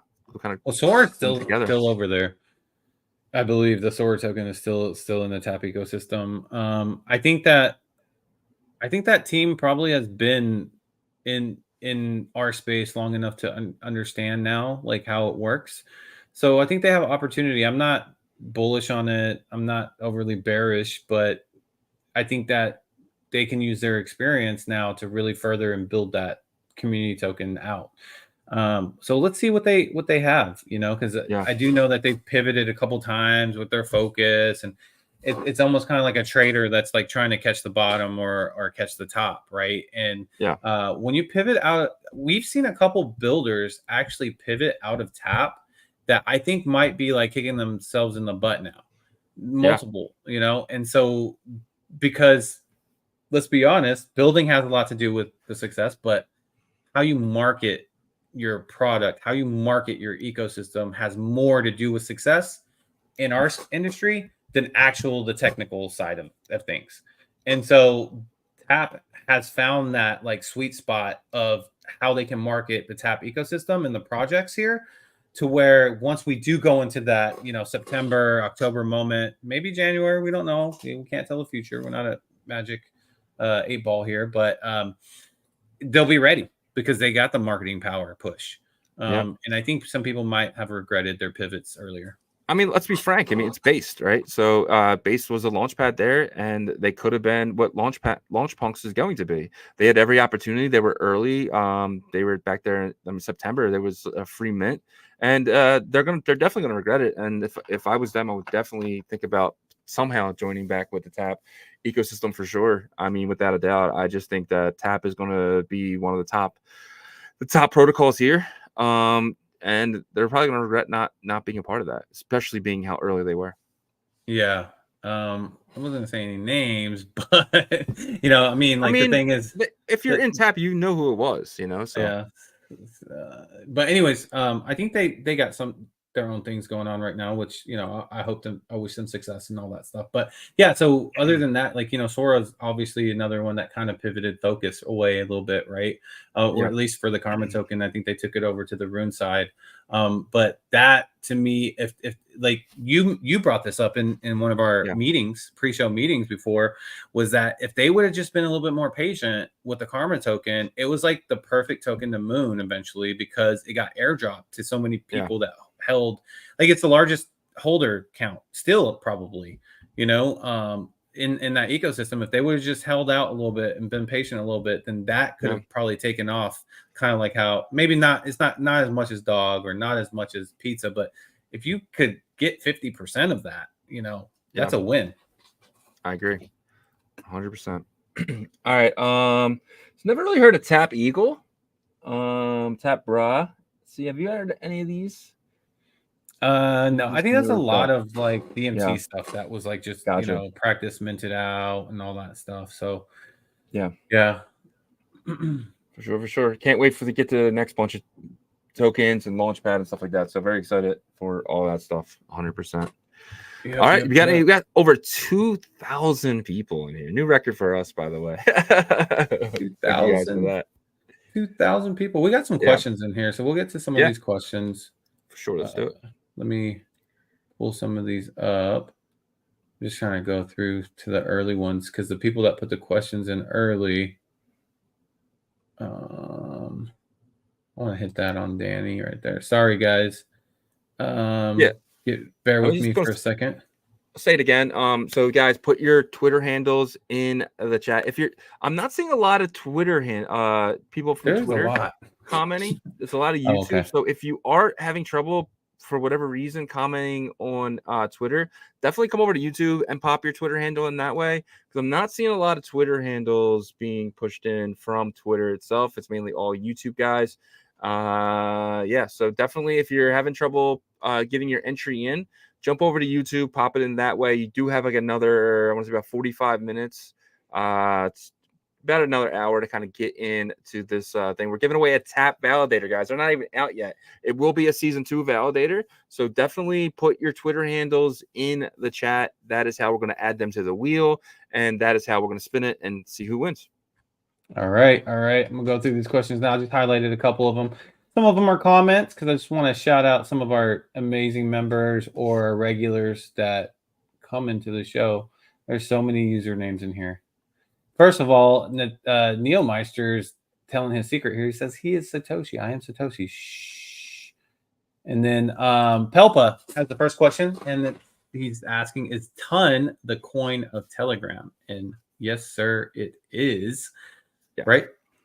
I'm not in there. I don't know. I think it's not or Ton or one of the two. No, it's Ton. It's Ton. I know it's Ton. Yeah, so that's the Telegram coin. But what we're seeing is like builders in the Bitcoin space integrating projects into Telegram. That's big, right? So let's see. Quick, so wait, we do have a question at the bottom here. So hold on this real quick. Okay, I just want to show that he said, in which chat shall I put my Twitter handle in? This chat that you just put this in, that is fine. That works just as well. So I definitely want to see more X handles being put in the Twitter, the comments as well, because we do have over 2,000 people over there. So definitely put your Twitter handles over there to be pushed in. Twitter works, YouTube works. We're even on Twitch as well. So yep. All right, Danny Boy says I got $25 worth of Epic for his blob. He's not happy about it. Hey, it's free money at the end of the day. Very disappointed. Right? Well, I mean, like the blobs are pretty pricey, man. 0.01. Yeah, they are. Yeah, you know, so 50%. Yeah, I understand that frustration, because if you pay and they dropped 50%, yeah. So imagine how much Danny probably paid for that, right? So yeah. I mean, I would be disappointed as well. Yeah. Hold on here. Cash Cat says, I'm bullish on runestones. Looking forward to what will come. Yeah, I think it's interesting. I would like some more information about that. Yeah. Do you have any information on like what that next drop is going to be? No, I mean, no idea. I mean, that's really kept to Leo's chest. I think that it's already been inscribed. I think it's one of the tokens that have already been inscribed. And there's hundreds of tokens that have been, but I think it's something that's already been inscribed. So we'll see. Oh, crap. We got our man Francis doing uncensored. Yo, bro, I feel like you're gonna make me cry. You're gonna make me cry. No, like that's our boy right there, man. Appreciate you, Francis, coming through in the clutch. We appreciate that's huge, man. You don't ever have to do that, but you support us, and we can't wait to be able to hang out in real life. Yeah, man, it's a Tap Tuesday suite. Make sure you invite me for Francis Fridays on Ordinal Revolution. Congrats. I would love, dude, to have you on every day of the week, bro. Honestly, I told you before, just let me know if you're available, and I will send you a link every day. You can definitely come forward and join the Ordinal Revolution as a third co-star. But we appreciate Francis, man. And guys, go check out his channel as well. Francis doing uncensored. I mean, we learned. It's funny too, because I was thinking about this the other day that I used to watch Francis like to get news and stuff in the early days of Ordinals. We were DeFi discussions back then, and and to pivot to where we're at now. I mean, definitely been a mentor of ours for sure. So appreciate you for sure. And he has tomorrow's newspapers today. Yes. And that intro music that he has, you just feel like you're about to get that newspaper. You know what I'm saying? I've been standing outside of his house waiting for it to come in, and he just you got a stalker. All right. Next, congrats on 20K, dudes. You deserve it. Thanks, man. Appreciate it, brother. Hope to see you in Nashville. I know you said you're probably not going to go, but we'll figure something out. Maybe Asia in the fall. Sure. All right. Crypto Hot News says, Shizzy and Yagobi, you believe BRC20 protocol like Merle and Track will make more X's long-term than Rune's protocol like Dog or Top 5? So like before you say anything, because I know that you have like, well, I'm not. I actually don't. I think the audience is gonna expect something that maybe I don't say here, because I think that you're bullish on certain BRC20s, but not the whole protocol, and that's Like, what I was gonna say. Yeah. So anyways, for me, I do think that I think that BRC20s make a comeback, but I am in the camp that I think like Bitcoin's narrative is way bigger. Bitcoin ecosystem narrative is way bigger than even us can imagine 6 months from now, right? Because why would you want to mess with a bunch of Ethereum like old projects again? You don't want to, like, some of those blue chips will build up foundations, and like Aave, you know, they'll build up more TVL because they have institutional investors that probably come in now. But like, you know, no one wants the same like house of cards again, right? So that's why I think the multi-meta protocol narrative is going to exist, and it's going to be big because these founders of these meta protocols or builders, they want to show off their baby when the moment is there, their moment, right? So that's just my take on it. Now you can go ahead. Yeah, I obviously think Tap is going to have the most X's because a lot of stuff's going to be brand new and everyone's going to be chasing that brand new shiny thing, right? I know that wasn't one of the options, but I think that is going to be the protocol that probably is going to have the most X's because you can probably start really early with a lot of the tokens. And it might not be Tap itself, but it's going to be something in that ecosystem that really, really takes off and really explodes for sure. But to answer your question here, I think Dog is potentially, you know, a 10x max. Pizza is potentially a 50x max. Track is potentially a, I know it's 100x maybe, right? I mean, at this point in potential. So I mean, those are 3 BRC20s that he's like super bullish on. Yeah, and that's really it. And then, but everything else, I'm not very bullish. Well, Merle's a little different because it's a BRC20. It is a BRC20, but it's traded on L2. I look like that dog that like gives you the sign, you know, that like that dachshund. I've said it before. I think it gets to, you know, like $8 for Merle. So yeah, I'm probably bullish on that. That's probably like a 30x from here. So yeah, there is some BRC20s I'm very bullish on without a doubt. Am I bullish on Fractal Bitcoin? So you got to remember too, I wasn't bullish on a lot of things before I was bullish on it, right? So it's one of those things where I need more information first before I get bullish on something. I'm not someone who just goes and jumps in blindly to stuff. I need to do my due diligence. I need to really kind of keep things elevated to where I am bullish and then eventually bring more things in. So if that makes sense. Yeah, it does. It does make sense that you're wrong right now. I'm okay with being wrong, and that's the thing, right? I'm completely okay with coming in late on something that I get more information on, and just like I did with the NAT stuff, I wasn't bullish on that. You go back to February and March, I was like, I didn't understand this, but then I seen how Mscribe's site looked, and I seen the enthusiasm from certain people around the space, and you kind of get a feel for things, and that's the thing too. It's like the technology is awesome, like, but sometimes technology doesn't matter if you have the 100%. You know, the people around it, and I need to see more people kind of moving towards something. Like I'm seeing that with Tap, like I'm seeing that with Rune. So I just feel like right now, I mean, obviously, you know, our boy Francis, he's very bullish on it, which is keeping me really on my toes, because it's like I gotta look if he's bullish on that, I gotta keep doing my due diligence because he's usually right. Yeah. Well, I feel like you're kind of like one of those people that need to be converted. You know what I mean? Like, so like the Jehovah's Witnesses, like, just need to keep knocking on your door and being like, I'll eventually sign up. You're like, I got 20 of your pamphlets. I don't need another one. I'm like, please take another one. And then it's that 21st pamphlet that you're like, I see the light. No, just kidding. Yep. All right. Cash Cat says, what do you think of the dog PFP mint on the 11th? It was postponed, but I'm still bullish. Thoughts? I'd like to see the art behind it. What's the dog PFP mint? I don't know. I saw something that was similar to like the Billy Cats, but a dog. I don't know if that's what you're talking about, Cash Cats, but I'll look and see what you're talking about. If you could put like a link in the chat, or in maybe just to show us what you're talking about there. Okay, so this next question here, Mr. Unfiltered says, what's Tap's selling point? I don't know what they do besides postpone dropping the marketplace. And then he followed up, because that did seem kind of like a smart ass question, but Yeah. he followed up and said, serious question. I realize it reads funny, but you want to tackle Yeah. this one? So what Tap is a meta protocol on top of Ordinals. It is going to be it's very hyped up. It's BRC20s, but it can do a lot more. There's a lot more programmability and stuff like that in there, is for sure. Well, And it's so you can do a lot more. You can do more airdrops and stuff like that. But it's not about what they are about, instead of what they're building. So they're building. They have a partnership with ICP, and they're doing something with Ethereum, with ICP. So they're building something amazing. The marketplace is dropping. They have wallets dropping. So infrastructure for Tap is here for the first time, which gets a lot of OG Tap people who Tap minters like myself really bullish on it.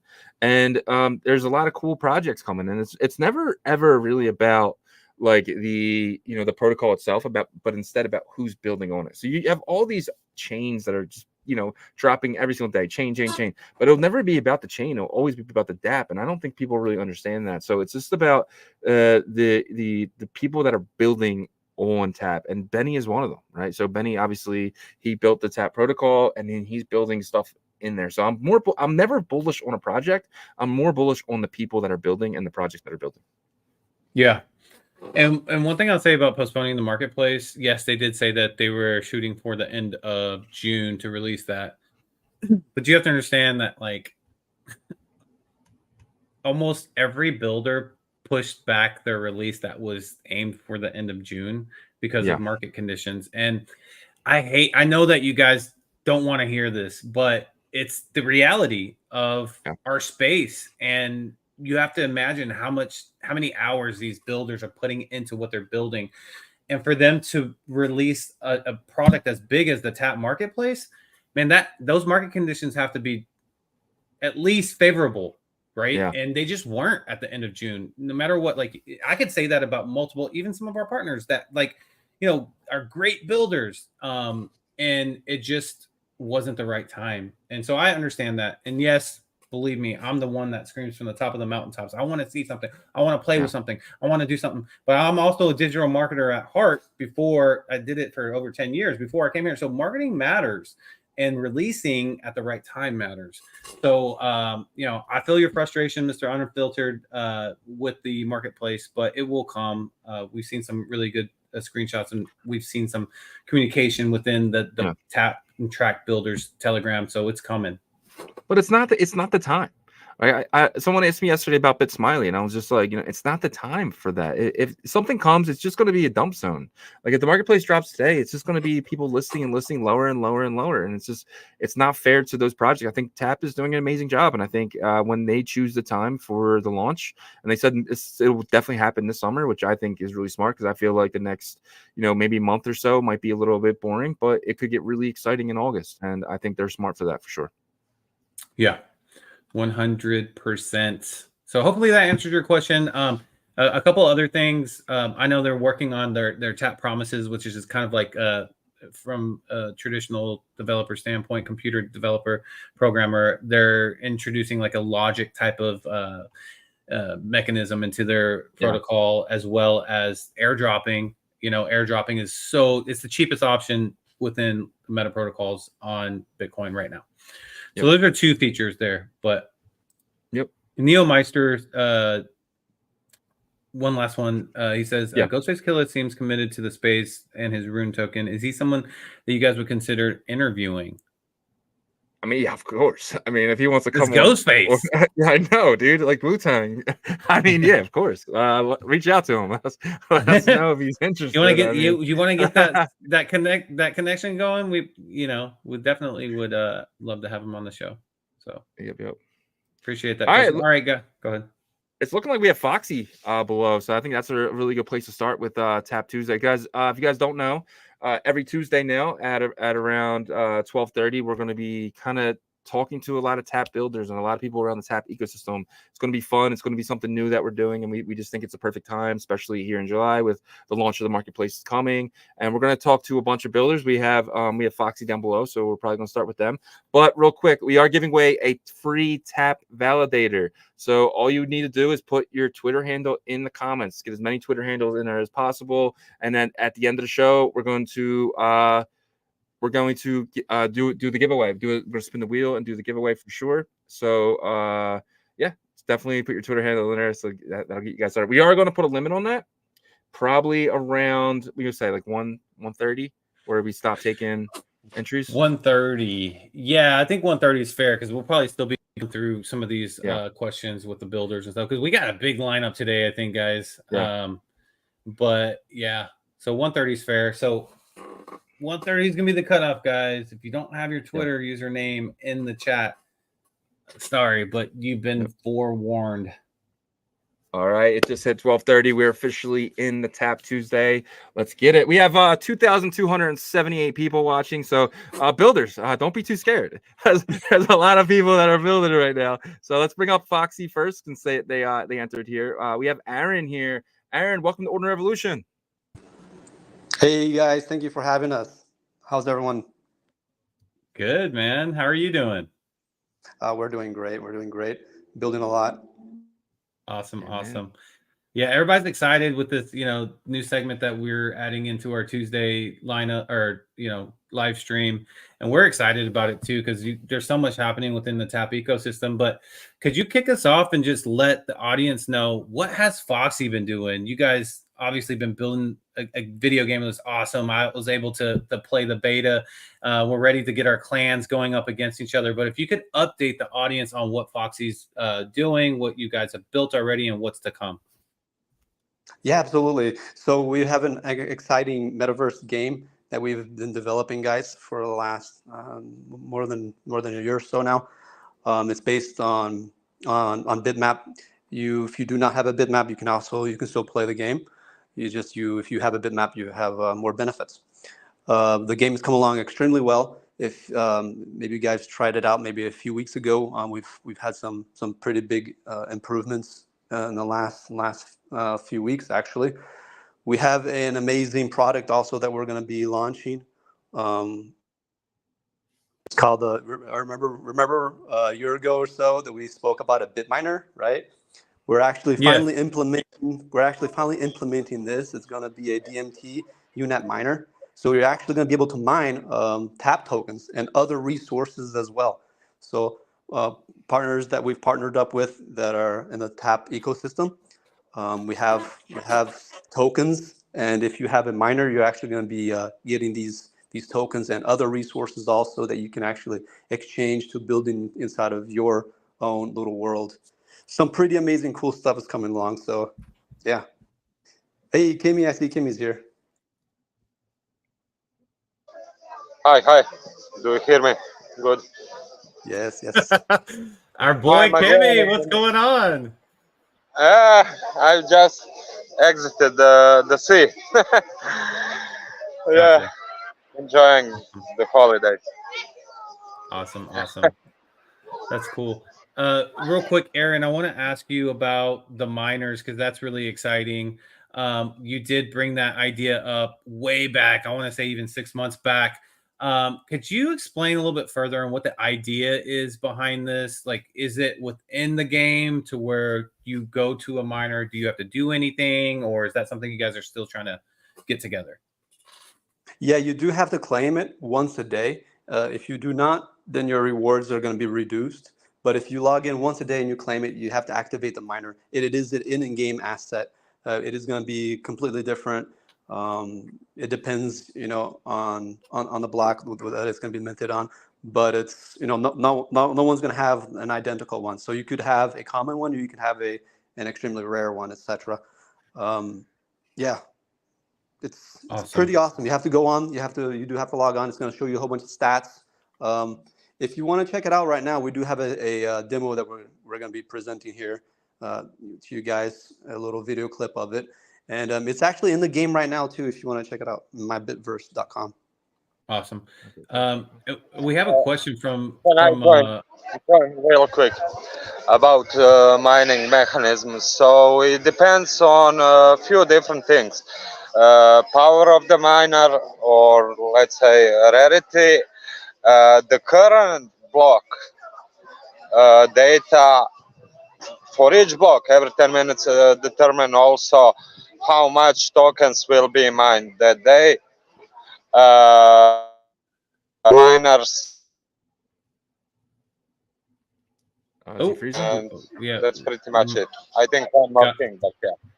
Gotcha. So it sounds like you guys are utilizing maybe like DMT for this kind of setup. Is that the case?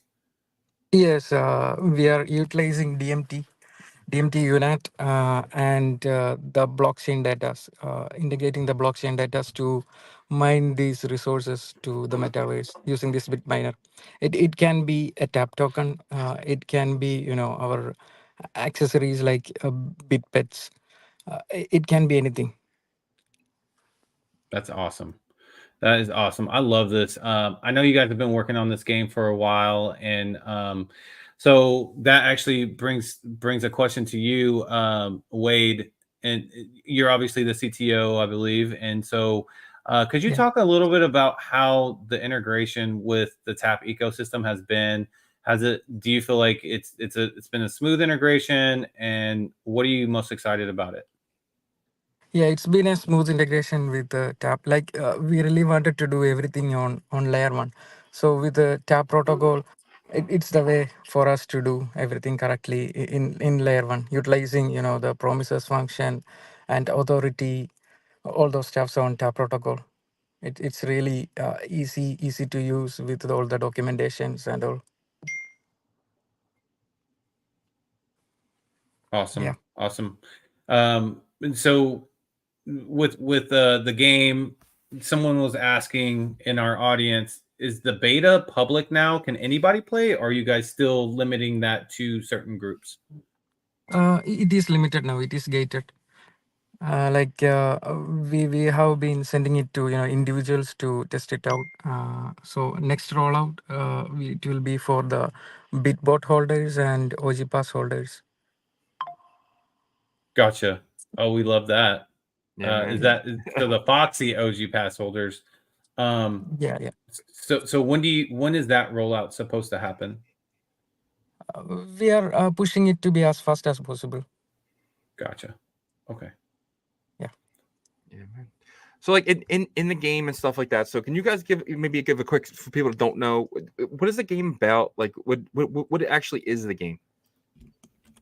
Yeah, sure. So the game, guys, remember this is a metaverse, but metaverses are usually really boring. So we added the game part, to it, so that way you can actually get rewards and actually interact with other players, actually have fun, shooting each other or doing some kind of cool events.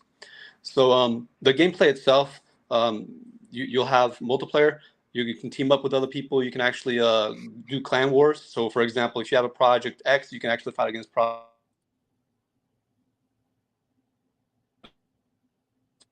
and get rewards at the end of the checker tournament, right? It's gonna be. I think your connection, your connection's going in and out, Aaron. Yeah, try going back to just the PFP type thing. Maybe turn the camera. Sorry, Mike. So yeah, it's just going to be like a ladder system where people can actually fight against other teams, and the teams that move up, they'll fight against the next team that's also moved up. Also, there's the bosses that we're adding. So right now we have Gary Gunslinger, right, which is Gary Gensler, and you can actually fight him, and you get rewards. You get like a chest every time you kill him as well. So we're going to be adding more PV, player versus player, and player versus environment scenarios as well. So there's going to be like groups of little mobs of enemies that you can actually fight, and you can get loot from them as well. So it's a play to earn game. It's not going to be a Ponzi tokenomics, where a lot of projects have failed. So we're controlling, the amount of rewards that you do earn, but you do earn. So, gotcha. Awesome. That sounds great. Yeah, the audience is asking, will revenue depend on the number of bitmaps you own? So I know you guys are integrating DMT, but are you integrating bitmaps, or did you guys pivot away from that and now you're more focused on just kind of like the UNAT type of thing? No, that's the fourth thing I said. It should be. It depends on what depends how much you will mine. Bitmap holders get bonus in combination with Bitminer. Gotcha. Interesting. Awesome. Yeah, I love that you guys are still incorporating that. I think it's very important. But to do like a multiplier, I think that makes sense, right? To where you can give them bonuses if they hold certain amount of bitmaps, or how many of our bitmaps they get bonuses for, and still utilize the changing of the blocks and whatever data points you guys use from those for the UNATs and all that stuff. So that's really cool. Yeah, there is more to come. Each bitmap will hold different resources, but that's in some other stages. So let's keep it for the next step. Yeah, Yeah. we'll release those details a little bit later on. But bitmap holders have benefits, of course, in our world, and not to forget, guys. The next stages that are coming, you can actually, if you have a bitmap, you log in with your bitmap. You can actually create your own world. Some of these things that you're going to be mining with the miners are resources to build your own world as well. So Awesome. Wow. You can build your own world. Yeah, and yes, you can build and customize your world and add, add your inscriptions onto your world. If you have inscriptions like 3D or, any 3D graphics or HTML, you can add that onto your world we and then had we had share it with your friends. we had the option, remember, guys, from on version 1 of the game, where you can actually replace some buildings and things like that. We're improving on that. Okay, the whole Yeah. game has been revamped. We're making that second stage is going to be coming in the I can't exactly say how many months from now, but it's coming. It's going to be really awesome. It's going to be a really good experience. So I played this game and Kimmy killed me a lot and didn't even let me walk around very much. But no, I'm joking. But when I was playing, I remember you guys had the BRC 420 kind of integration with Bavo. Is that still a part of it? Yeah. Any project that wishes to have a gallery, for example, yeah, of course it is. Yeah, yeah, it is. In the Bavo's location right now, we added the bit miner, so the map does look slightly different if you log into it now. Yes, I will be logging in as long as Kimmy's not there. I'm just kidding. I'm gonna log in right after you, so I can My give you the same strategy experience. My strategy is to stand near the bit miner and don't allow anyone to come alive to the miner and start mining. So I was nowhere near the bit miner. you were on the place where it is now. Okay. Okay. You're practicing. I get it. One of the questions that the audience has is what type of visuals is the game going to have? Like, what are you guys using? Unreal Engine? What They are using Unity. Unity. Okay. Yeah.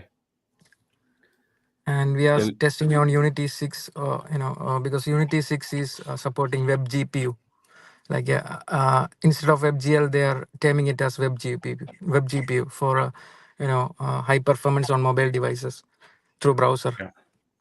So Gotcha. that's a game changing thing. Awesome.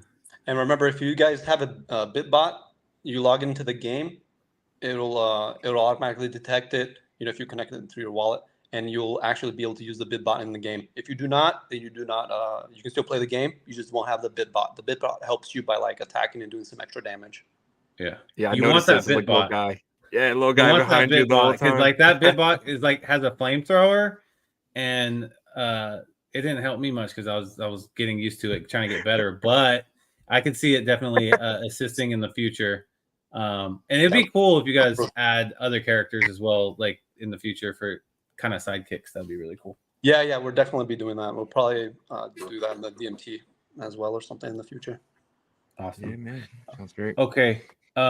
So do you got any more questions for them, Shizzy, before we bring on the next guest? No, I think that's it. I definitely want to get you guys in for a full episode, like a pre-record. We can kind of dig into the game a little bit. If you guys are interested, definitely want to do like a full episode on exactly and everything you guys are building and all the updates. So this is definitely a nice intro to the audience. I mean, obviously we had you guys on the show before, but that was a long time ago at this point. So we know you guys are very, very mature like now. So it's awesome to see, and I can't wait to if you guys are interested.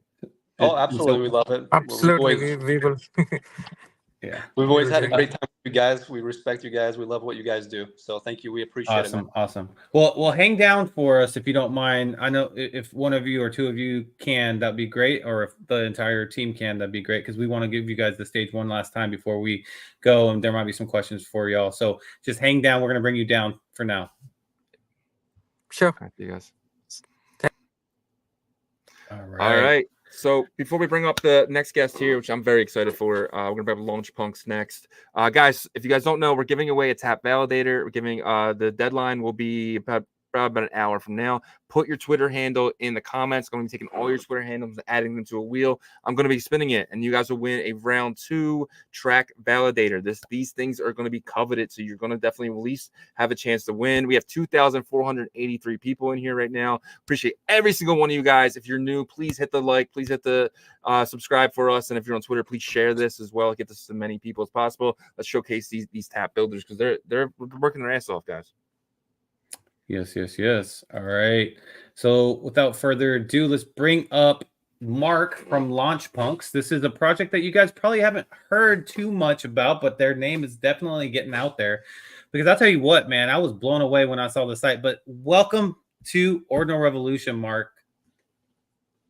You're on mute. Uh-oh. I can do it for you. There you go. There you go. There you go. Right. Thanks for pointing that out. No, it's a pleasure to be here. Thanks for having us. I think what you're doing with the Tap Tuesday is going to be amazing. It's going to let the audience stay on point with everything that's happening with the builders, the Tap ecosystem. It's very exciting times ahead. So, yeah, thanks for having me. For sure. Man.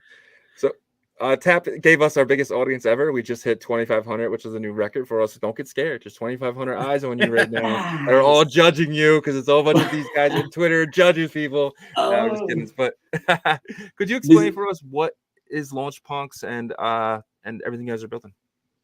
Yeah, well, obviously, I've been in the space since 2017. So I've been a user of Launchpads. I've helped projects, and I've worked with VCs.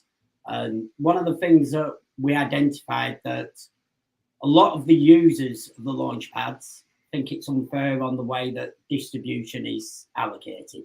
So a lot of Launchpads are quite boring, stale, and unfair. So we thought the punk ethos is smash the establishment. Let's change the space. Let's change how Launchpads work. So we've added a gamified social aspect to the Launchpad. So we're getting rid of the tiered system. It's now going to be a points system. The users can earn points by social interaction, becoming part of the community. But it's also, they will help the projects as well. Because when a project comes to a Launchpad, they want a community. They want to feel like people are following the project and not just buying in for a quick flip, which is what happens too much when you come to a Launchpad. People want the quick turnaround, dump the tokens, move on to the next one. We aim to make it that fun for the users. We've got all sorts. We've got leaderboards, which also influencers like yourself are going to be on the leaderboard. So I hope that you take up the challenge, and I know you're quite competitive, so we'll have a lot of the projects as well will be on the leaderboard. But all of the users, you'll have your own avatar when you log on with your Bitcoin address. There's actually an avatar generated independently off your Bitcoin address. So that will be just your avatar. Nobody else will have one exactly the same as what you've got. So we're just really hyped about the tap ecosystem, all the builders, all the projects that are coming out. I spend hours talking to these projects. There's some that still haven't even come out yet, and they're just building in the background. And yeah, I just think the platform you're giving the builders as well to come on and showcase everything they're building, it's amazing. So again, thank you for giving us this platform of over 2,000 viewers, and 2 of them are my sons that are watching in the other room on the big TV. And yeah, so hi Finn, hi Alban. Daddy's on YouTube, awesome. and it's not Mr. Beast, like you said. Starting them young. I like that. Trying to get them educated on the space, man. That's smart. Yeah, well, Yep. they both got their own wallets. They just don't know how to use them. Not yet, though. You're going to teach them Not that. yet. I'll teach them. Exactly. So, could you kind of go a little bit further into what made you guys decide to build on the tap ecosystem? Like, what was that kind of main, I guess, variable that made you guys say, okay, this is where we want to build? Well, there's 4 founders to the project, and all of us got into the ordinal space early last year. We was fortunate to get into track at a very good price, and we looked at the space. We'd had the concept of the launchpad and how to make it fair for users and more beneficial to the projects. And when we saw what Benny was building, he's not just building something and pushing it out there and that's it. It's going to be a continuous development. It's something that's needed in the ordinal space. It's when I speak to the builders, I'm not a tech or dev man. I'm the business development. I'm the one that talks projects, talk to the users. That's my main role. But one thing I'm getting from all the developers is how easy Benny is making it for them.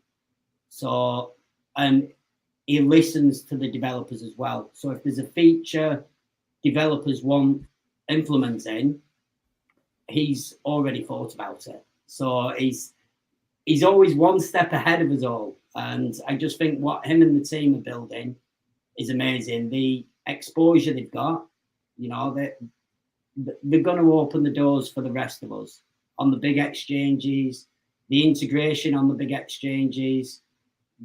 Yeah, I love the tap ecosystem. That's what I'm passionate about. So yeah, Makes sense. That's the reason. That's awesome.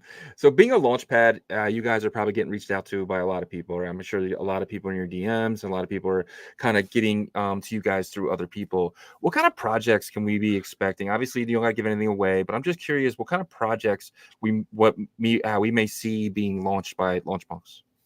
Right. Well, you've got your standard metaverse, and you've got like Foxy have just been on. They're amazing. You know, anybody that hasn't been and tried Foxy yet, go out and try them. You obviously showcase Traverse. I think Traverse is so underrated. It's a platform to secure your wallet, your assets, and I love the way that you're pushing it out, because it's not just highlighting Traverse as a project. You're making sure that your users secure their assets. So, but we've got anything from DeFi, gamification.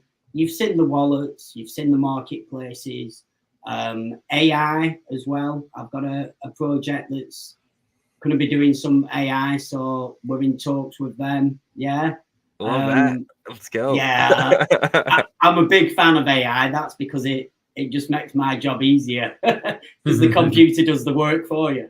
So yeah, but I think I've got big hopes for the DeFi. That's going to pull a lot of liquidity into the space, and then that's going to filter out into the projects. So smart contracts is going to be a big thing. So yeah, you name it, it's coming to tap. Yeah, I'm a big DeFi guy. I was in DeFi before I got in the Ordinals. The Ordinals changed that for me, but I would love to do both, right? I would love to do DeFi on Ordinals ecosystem, which would be amazing. And having TVL on Bitcoin is huge. I would love to go to DeFi Llama, which is one of my favorite sites, and see Bitcoin as the top one, and seeing the TVL, and then right seeing where it that protocol belongs. there, right where it belongs, the number one spot. So I am very bullish on DeFi on Bitcoin. I'm very bullish on Metaverse on Bitcoin. And I can't wait. And is there any alpha on maybe when you guys are dropping, anything like that? No, because if I give you a date, I'm going to end up like Tap, where everyone's going, you give us a date, now you've moved it. So can you give me a quarter? Q3, Q4, Q1 of next year? We're gonna, I would say, start of next month is when we're going to be onboarding users, and that's going to be to Q3. Test the platform. Yeah. Let's go. So we're building away. I don't know if you've ever showed your audience the website that we built. I actually have it right here. I'm gonna jump on that right now. So this is the website, guys. You just go to launchpunks.com. Can you restart it? So it shows the beginning part? Well, I haven't got to that yet. So this is just the first part. And then you kind of go in and you click here. That's the cool part of it. 1 second. I'm going to stop my screen real quick, and I'm going to redo it so that way I can give you guys the audio, because you have to kind of click audio button. Let me start this. Turn the volume right up. Yeah. All right, here we go. You guys ready for it? It's going to get kind of loud.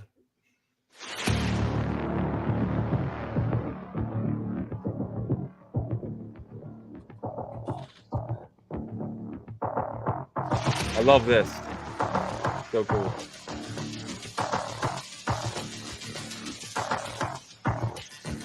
That is pretty dope, man. I want to know who that front end designer is. Goodness gracious. They deserve a raise. Yeah. It's amazing what he's done. But this is the sort of designs and everything that we want to keep up. So on my end, I want the product out as soon as possible, but the developers want to keep this level of quality, basically. So like when you scroll down and you're moving your mouse, and you know you've got your different backgrounds and just the quality. When I first saw it, I was blown away, because I was the man in the background going, when's this site ready? What are you actually building that's taking so long? you become the community, and you're like, I need to see something right now. Basically. And then they showed me, and I'm like, I'm just moving the mouse around, and I was loving it. But we've got lots of different features that we're building into to the actual site, to the launchpad. And we're going to have staking so that people can earn bonuses from staking the token. Obviously, that's going to be through promises, which is like smart contracts. But even if that's not quite there when we launch, we've already got another mechanism to be able to reward people with extra tokens and extra points for staking.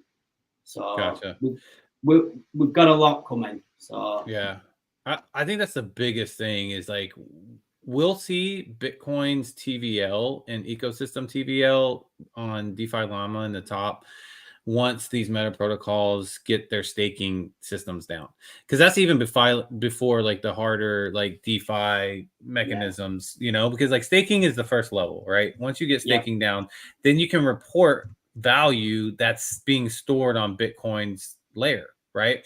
That's whenever it builds up. So that's really, really exciting. But another thing that's really exciting, and I really hope you guys have a really fun and creative way, and it seems like you guys do, is me having that digital marketing experience in my past life. Now, well, it's kind of continuing, right? But the social aspect of integrating that into these launch pads to help these new projects, because that's what really that's about. You know, it's really to help new quality projects get exposure. And we've seen other launch pads and other ecosystems try this approach, like People's Launchpad and stuff, but it wasn't that fun. So what's the approach that you guys are using to make it fun? Right. There's different aspects, because there's things that are very basic where you just follow and retweet the project, but then there's also the gamification side of it, and that's where tasks are going to be done, and you've got to perform a task. And some of these tasks could be, so let's say it was Foxy. Foxy could give you a task that you need to go into the game and find the answer and come back and report it. So it's not just the simple likes and retweets. We're going to have it where you've got to interact with the project. It could come down to a very simple, they've done a Medium article and there'll be something hidden in there that you've got to then come back and report. But we want it to Easter be eggs.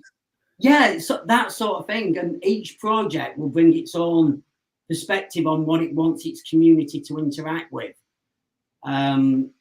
One thing we do want to keep out of bots and farmers. So if you know some of the platforms like Zealy, where you go and put your project on and you offer 200,000 airdrop if you participate, you just get a community built of bots. What we're hoping is our community and past and future communities that launch with us stay there and then make it easier for the new projects to outreach to actual users. So instead of getting farmers, you've got people that are interested in the space. They're not there just to get the quick little airdrop and disappear and dump the tokens. It's very community driven. And one thing we are going to be key on is we're going to take feedback from the community. We're not going to put the community down. If there's something on our platform you want, let us know. We'll see if we can build it. If there's some actions that we're asking you to do and you just, this is rubbish, I don't want to do this, then we'll stop doing them actions and we'll start doing the actions you like. So you can't build it all at once. You have to build it, let people use it and take the feedback from the users, from the projects, and just keep developing. And that's all we're going to do. Just keep developing new features, new aspects. Love it. I love it. Yeah, man. People's launchpad for sure. I mean, that's one thing. That's one thing some teams don't do. You know, they don't take the feedback of, you know, they build for themselves. They don't build for the actual user. And I love that you guys are doing that.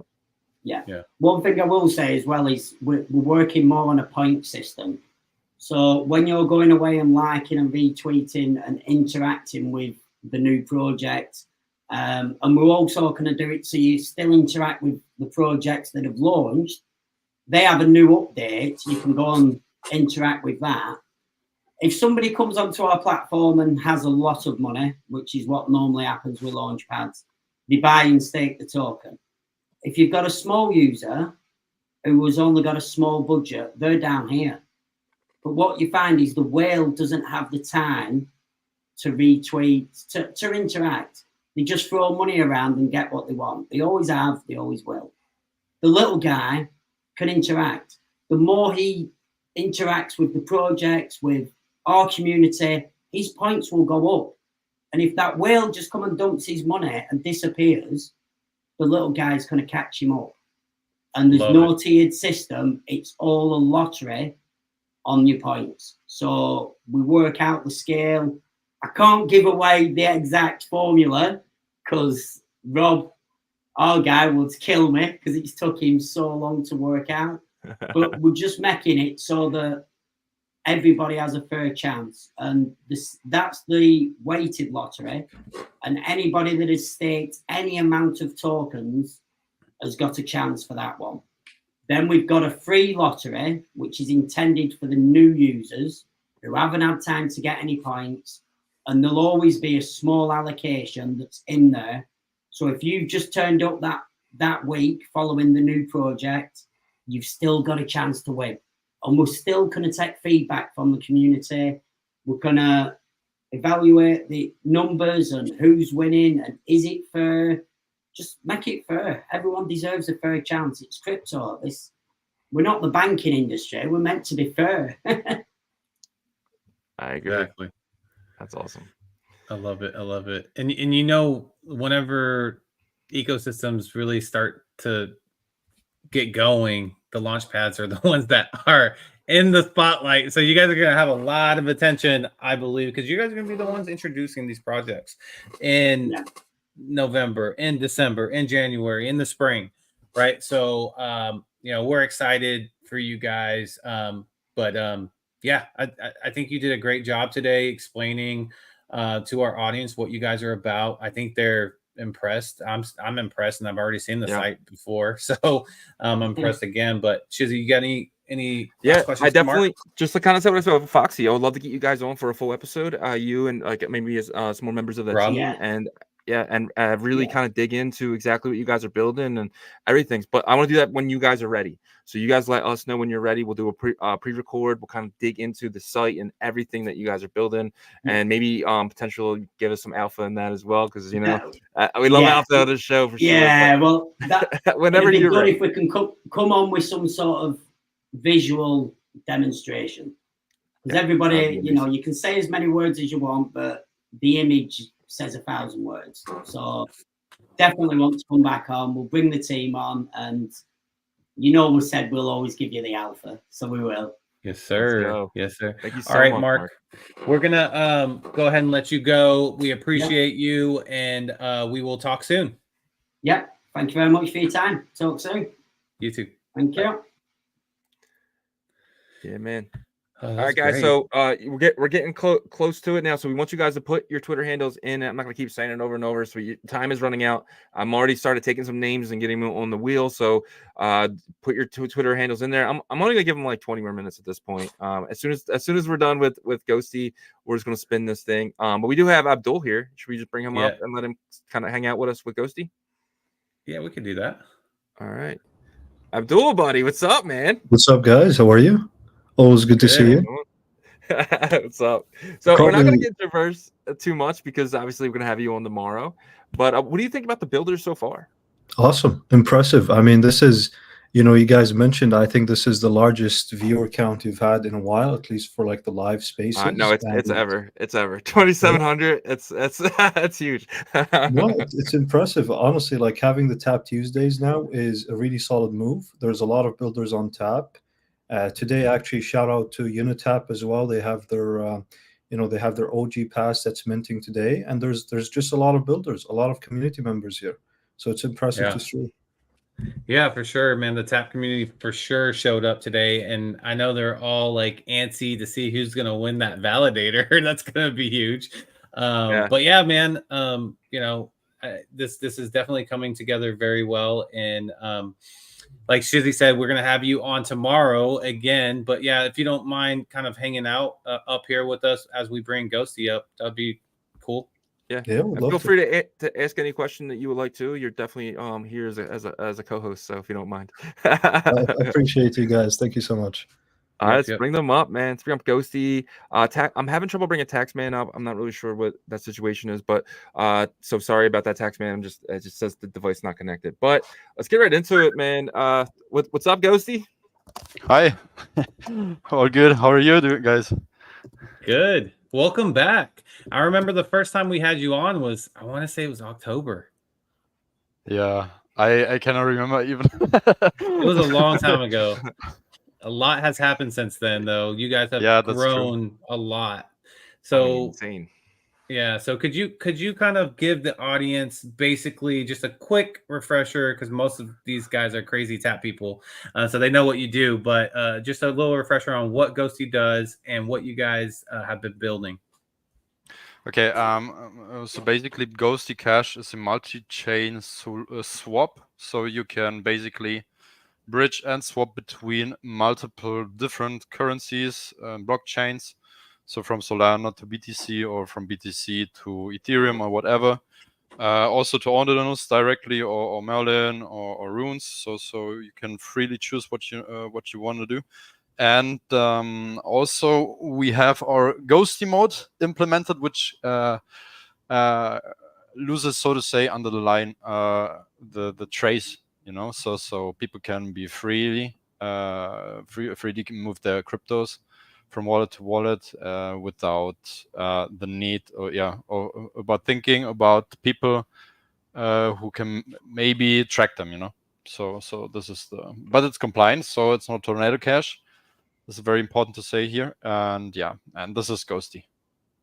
Yeah, that's the Awesome. biggest thing that people have to understand, that you guys are nothing like Tornado Cash in any way. You guys are very compliant and stuff like that. So I think that was a kind of a turnoff what people were thinking in the beginning, but you guys aren't. Could you explain a little bit the differences between Ghosty and Tornado Cash?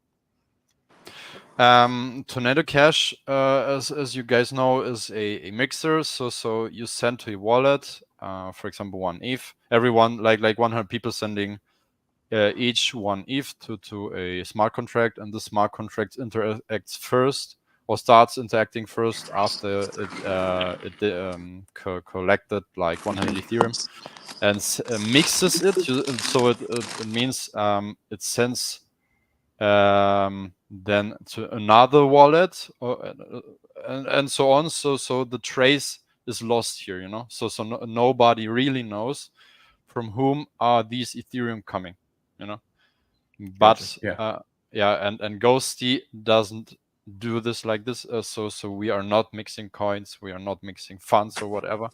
So we just say, okay, from wallet A to wallet B, and we see that, because if someone, let's say if regulatory thing is needed or whatever, if someone asks us what happened here, from who transferred cryptos from wallet A to wallet B, we can say that. And also we can say, before someone sends cryptos from wallet A to B, then our system detects that. Who is this? Is this a known scammer wallet or hacker wallet or whatever? And if not, it just lets you through. If it's the case, we ask here for KYC or send the funds back. Gotcha. That's so awesome. it's basically it's basically only they only supply the information based on regulatory situations that are provided warrants and situations like that, is what it seems like, correct? Exactly. Yeah. Awesome. I also want to welcome Taxman to the stage as well. Taxman is another part of the team.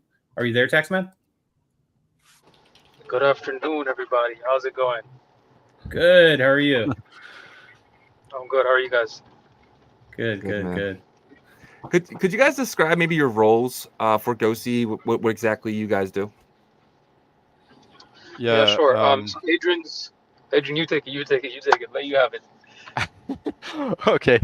I'm basically here the founder. I'm planning. I'm doing project management, and this is my part. So I plan, so to say, what will the devs do? What will the team do here?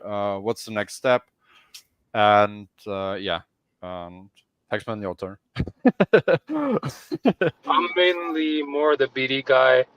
I speak to our LPs. I speak to the new partnerships we make, the projects that we undertake in our referral program. And yeah, I'm more of the communications and BD guy, just making sure it all goes according to plan. If it doesn't, then somebody has to answer to me, Love it. Love that. You definitely need the BD guy, business development, because the technicals are very important, but making sure the project is staying in line with the plan is very important. So that is awesome. All right, so I'm gonna go to Adrian real quick, because I remember talking to you back in October, but we really never had asked this question. What attracted you to the TAP ecosystem? Because there was a point in time where you guys said, okay, we're going to be a part of this ecosystem. What was that attraction for you? Basically because TAP offers so much more utilities than BRC20, and it's also very important for us to be part of the coming OrdFi, because BTC didn't have this before, and so this is very important for us, just to be also here a part of the history, and the second thing is, to be honest, we very like Benny. he's a very cool character, and so to be honest, as we started with BRC20, we didn't know about TAP, but then we had a call with Benny, and he said and talked about tap, what's doing and so on. And because what he said and what the tap protocol actually can do, we decided to go to tap because we want to support him, because we think that he is on the right way. Gotcha. Awesome. Yeah, man. So you guys have just been building and building, right? So I'm gonna actually show your swap here for a second. You guys are on every chain. Like, you guys are like building faster than layer 0. How many devs do you guys have, and why is it so fast? I feel like every day there's a new chain that you guys are bringing into this. Yeah, we have right now 4 devs. I think we need more devs because as you can imagine, we have a lot of ideas. We building right now also something new again. One development is going to be finished soon. I think so today we already started to testing it. So it's about the on-chain swaps, which doesn't happen like here. It's a mix of decentralized exchanges and the centralized exchanges, so routes through all of these. And but the on-chain swaps will be only for decentralized. So it's everything decentralized. It's faster and decentralized, and it's under the line also cheaper. That's one of the things I'm so excited about, because Shizzy and I, we've been kind of hearing some things about on-chain swaps, and we're excited that you guys are doing that. And for me, I feel like Ghosty is definitely one of like the biggest sleepers in the space in terms of like market value to being undervalued right now. This question is geared towards Taxman. Being said that, like, Ghosty is one of those sleepers in the space, and I think a lot of people can see that from the outside. Do you get contacted a lot for, networking partnerships, and what does that look like for you? I'm sure you have a lot on your plate with that. We actually do. With that being said, Adrian, I just want to ask you, should we tell them about the recent stuff that we spoke to one of our new partners with? Yeah. Or is that something that sure. we should maybe not say yet? Since it will be released also soon. But yeah, we do have a lot of people that we got. Gotcha. Can you hear me? Yeah, we didn't hear the news though. The news. I don't know if I'm allowed to tell you guys yet, but we do have a lot of partners that reach out to us. We recently had somebody that's had a trading volume of 62 billion in 5 months reach out to us and said that we really like what you guys are doing, and we'd be interested if you want to work together. And we were surprised when we looked at their website. We're like, 62 billion, that's got to be like, fake or something. So then we went on doing and stuff and checked out their stats, and it's true. They've got 62 billion volume swapped in 5 months. I don't want to go too much into detail on what it does, but you need an exclusive API to use their product. And they had a chat with us, and they said we'd be happy to onboard you. So that is something that we're working on at the moment, and that should be very, very, very exciting. That's 62 awesome. Billion in this market is like 600 billion in a bull market with the prices and stuff like that. That's absolutely insane, guys. That's huge. Exactly. Yeah. So we do have a lot of people reaching out to us, and we're just seeing who we can work with, who we couldn't work with, because you've had to deny a couple, because it just seems like it's not feasible for us or them to implement us. So in that regard, we're really picky with who we allow to work with us over the API key, because you really don't know who's using your API. We already had. Oh, you broke up, Taxman. You already choose the people that work with us, and it's not open for everyone anymore. Gotcha. So before you were a little bit more loose with your API, is that what you're saying? And now you guys are kind of cutting down on that? Yeah, because we had some issues with people that were working with us. We didn't vet them, right? And when we first came up with the API program, we actually discussed this issue, that should we vet the people that are working with us? And we're like, no one's going to misuse it, let's be real.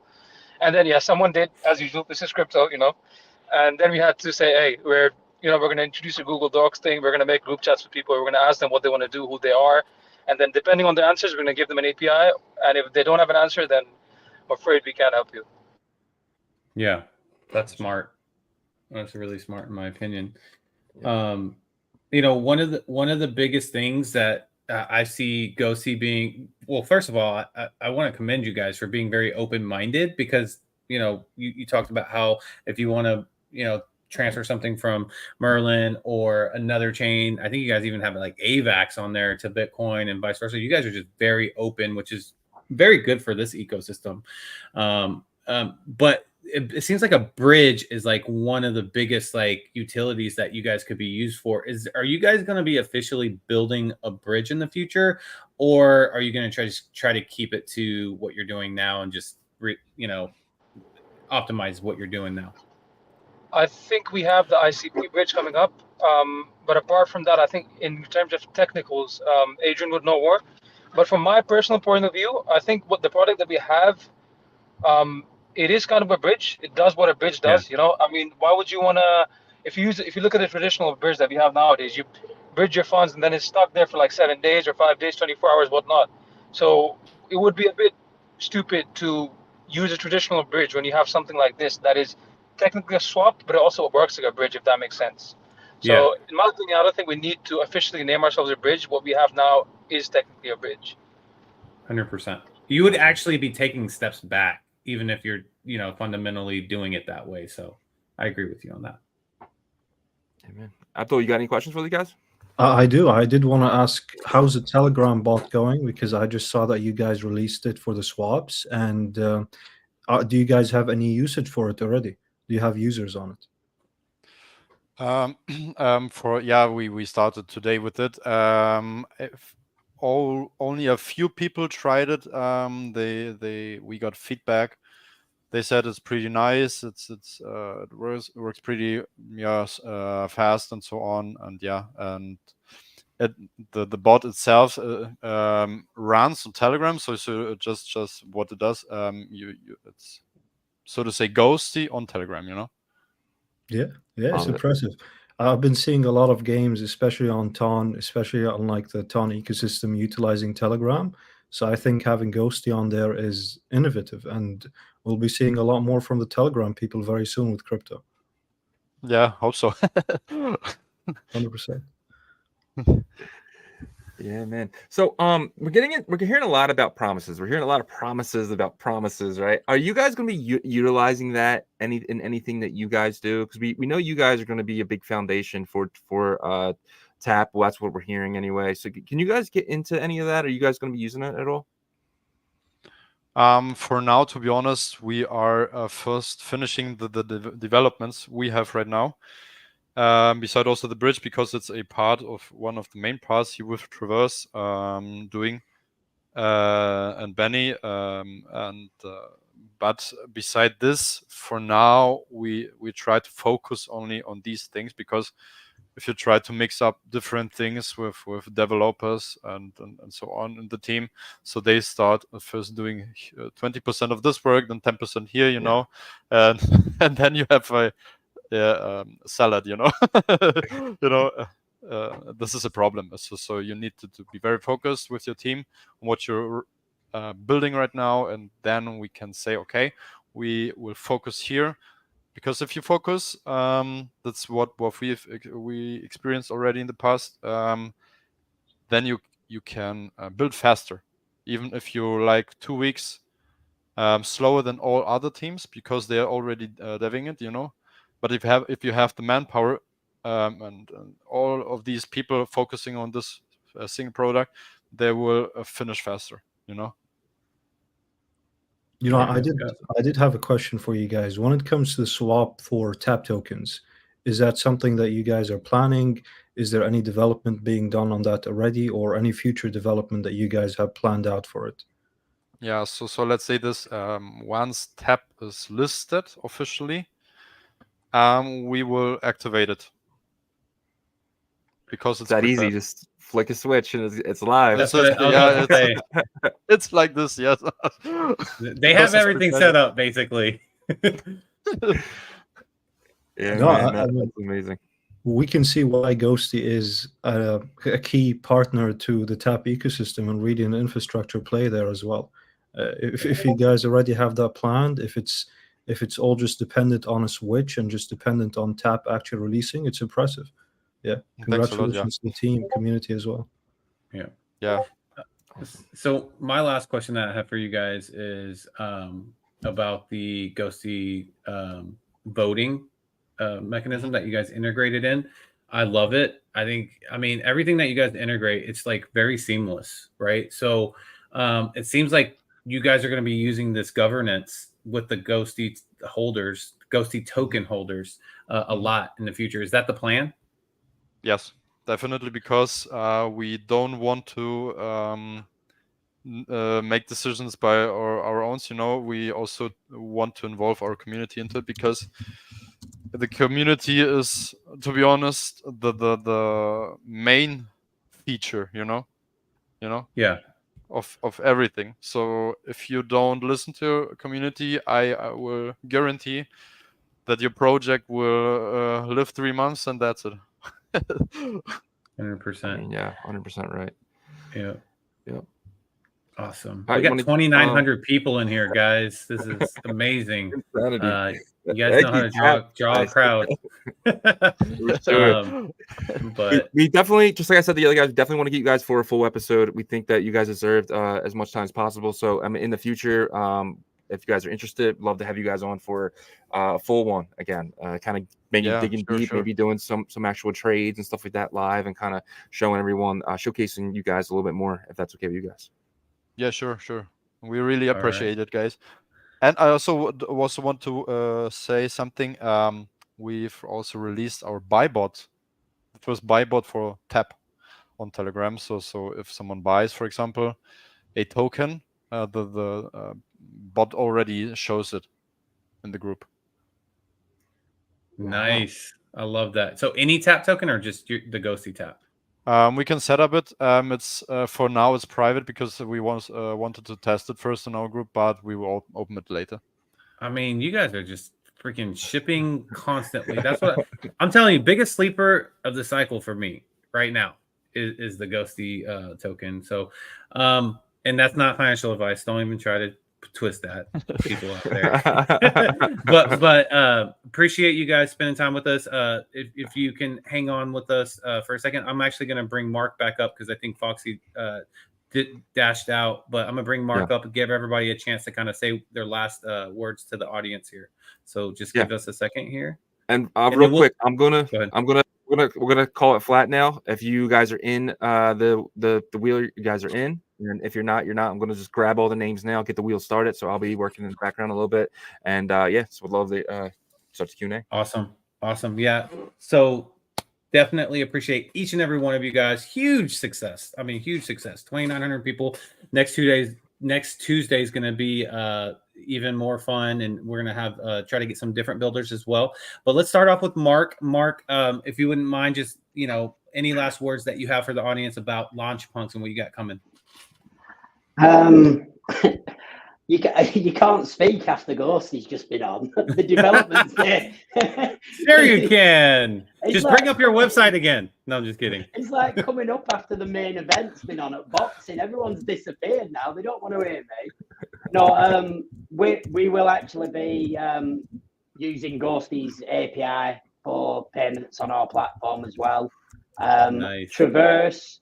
They are going to be securing all our assets for us.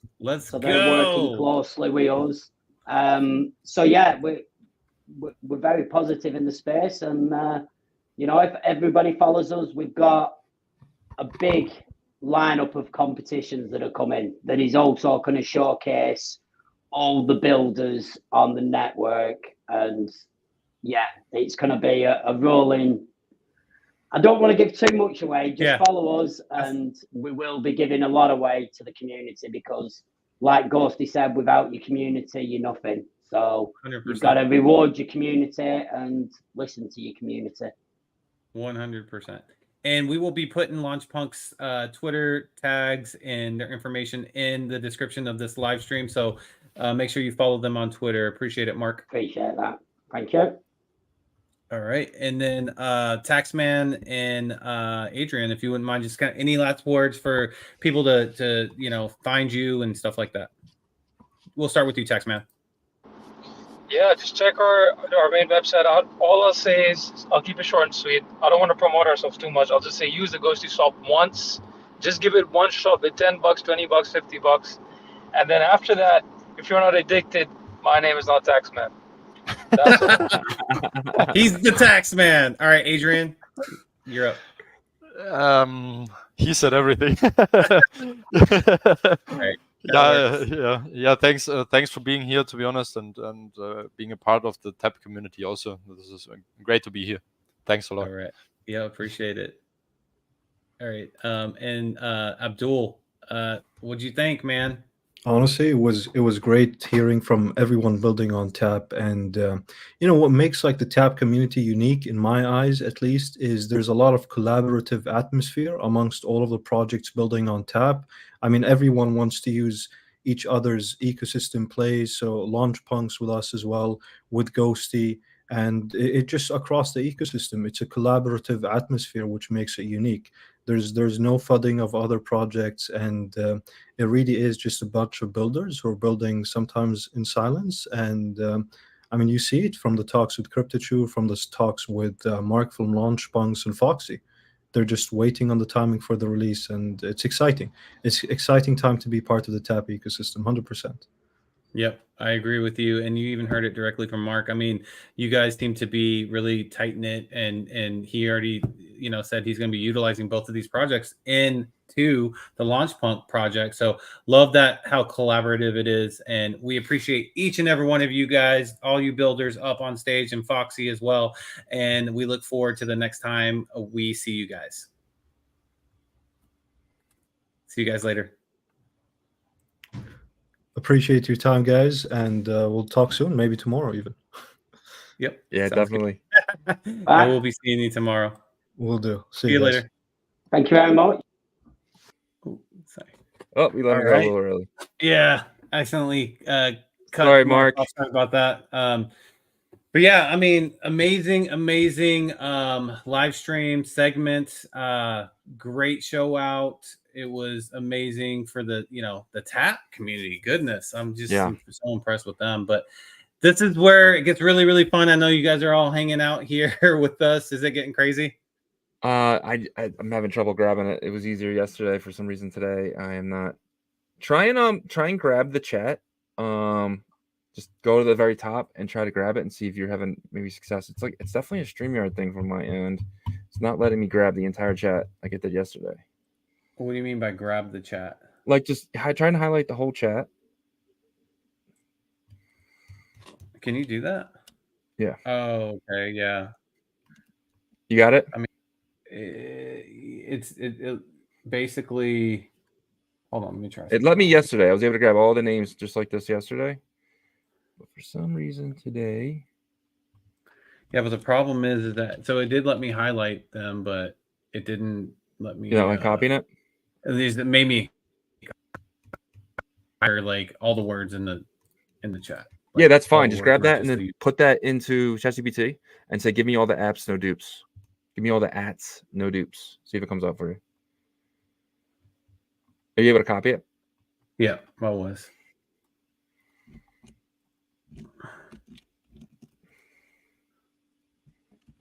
Hold your horses, everybody. It's happening.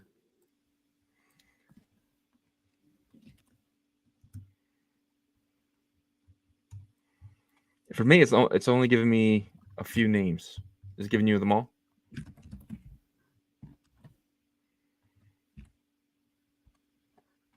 $3,000 people watching us right now, watching this this mishap.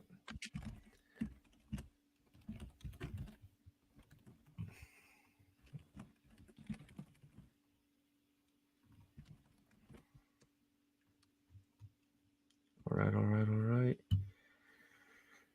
All right, let's see. You get it? It just gave me 2. Is that what it did for you? Yeah, it's basically. Is it not No Stunna, and Monero Komodo? Yeah. Yeah, well, you know what I'm gonna do? I'm gonna do it through the YouTube. Just kind of, can you just scan through and just try and grab me all the Twitter names? Okay. Oh, of course, never mind. It only goes. The chat's kind of stops over here too. No, so I think the chat's fine, but we're gonna have to probably do this. Get the list ready. So Yeah. the list cut off already anyway. So anything Yeah. that comes in after this, it's done. So let's do get the list ready. We'll post the list and then we'll do a live drawing. Okay. I think that's the I only want way to we do can it do this here, right now. but Yeah, I mean I want to too, but I it mean worked what can we yesterday do? though. Hold on. Let me just see if I can try it one more time. It's just not let me. When you grab the whole list, it just let you put it on a doc. Yeah, I mean, but Can you paste it to the doc? yeah, I have it. And then But when you put it in, I see what it is. you know what I mean? Where it says I'll post a comment, it Yeah. says after that it just dies off, right? Is that what you got? Yeah. If I can grab But it from the bottom here. Hold on, let me try it this way.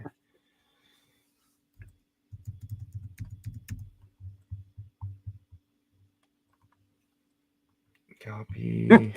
technical Sorry, difficulties.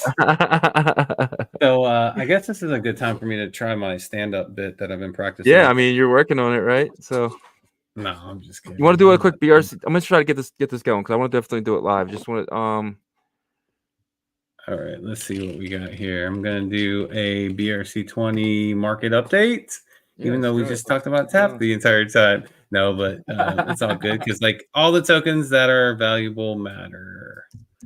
Okay, let's look at the BRC20s here and go over some updates. While Shizzy's getting this ready and seeing if it's possible, we might have to do it. We'll post on our Twitter account if we have to do a separate live drawing, but we'll make sure everybody's on the list. That's for sure. Yeah. All right. So from a BRC20 standpoint, the last 24 hours, pizza was dethroned. Wow. By the Pi token, $164,000 in 24-hour volume here at that number one spot with the $44.3 million market cap. Pizza comes in at number two here and at $138,000 in 24-hour volume with a price point of $4.77 and $100 million market cap. So it did pass back over the $100 million market cap for pizza. Everybody knows that pizza has been on fire. Shizzy and I both think that pizza is going to be a hot token just because it is the official meme token for Bitcoin Pizza Day. PIIN is in that number three spot with $26,000 in 24-hour volume, sitting at a $10.9 million market cap. We have Core at number four, $22.7 thousand in 24-hour volume with a market cap of $17.25 million. Sats coming in here at number five. Sats made a big comeback after Unisat announced that they will be using Sats for the fractal Bitcoin swap version of their BRC20 swap, right? So a lot of people were hype about that, thinking that it's going to have more utility. So that pumped back up. But since then, it got to like 6020. Now it's back down to 6016. So it has dropped since that moment. And the market cap's $344 million. Are you able to get it? It's not looking like it. Hold on 1 second. Just give me. I don't understand why it's not. Maybe it's just not. Let me grab them all. Hold on. And then number 10, we have Ordi, which never has a ton of on-chain volume anymore. All the volumes typically coming from like centralized exchanges. There was $10,000 in on-chain volume from the OKX marketplace here, but the market cap is 669 million. So it is getting kind of caught up a little. Dogs catching up to this, for the king of the Bitcoin fungible token market caps here. But yeah, so then let's see some notables. We just talked about Track. Track is hanging around this $1.84 to $1.90 price point. Another undervalued token, in my opinion. I feel like this is something that will hit the target that I originally had in the top of the bull market.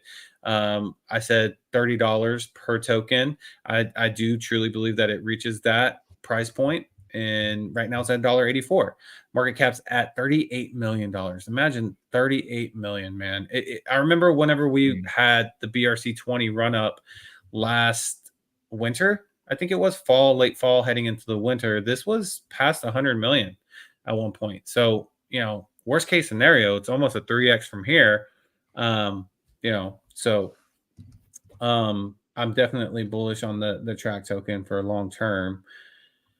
And that's going to be it in terms of the notable ones here for the BRC20 markets. I think we really got to wait and see what happens once they release their Bitcoin native layer mainnet BRC20 swap, which should be, I don't know, here in the next month or so is what they're saying. And then the Fractal Bitcoin version will be launched in September is what they stated. So let's see what else we got. See if we can go to Ordinal's wallet and see if any of the tap tokens are. It has let me do it. It's just I got to break it down and only do a few at a time. So you can just bear with me a little bit further. All right. So let's see what's going on here. There's so many names. Yesterday was easier because there was barely any names. I mean, what did you expect? We're giving away a validator here. I wasn't expecting the copy and paste to break. Damn. Yeah, that's true.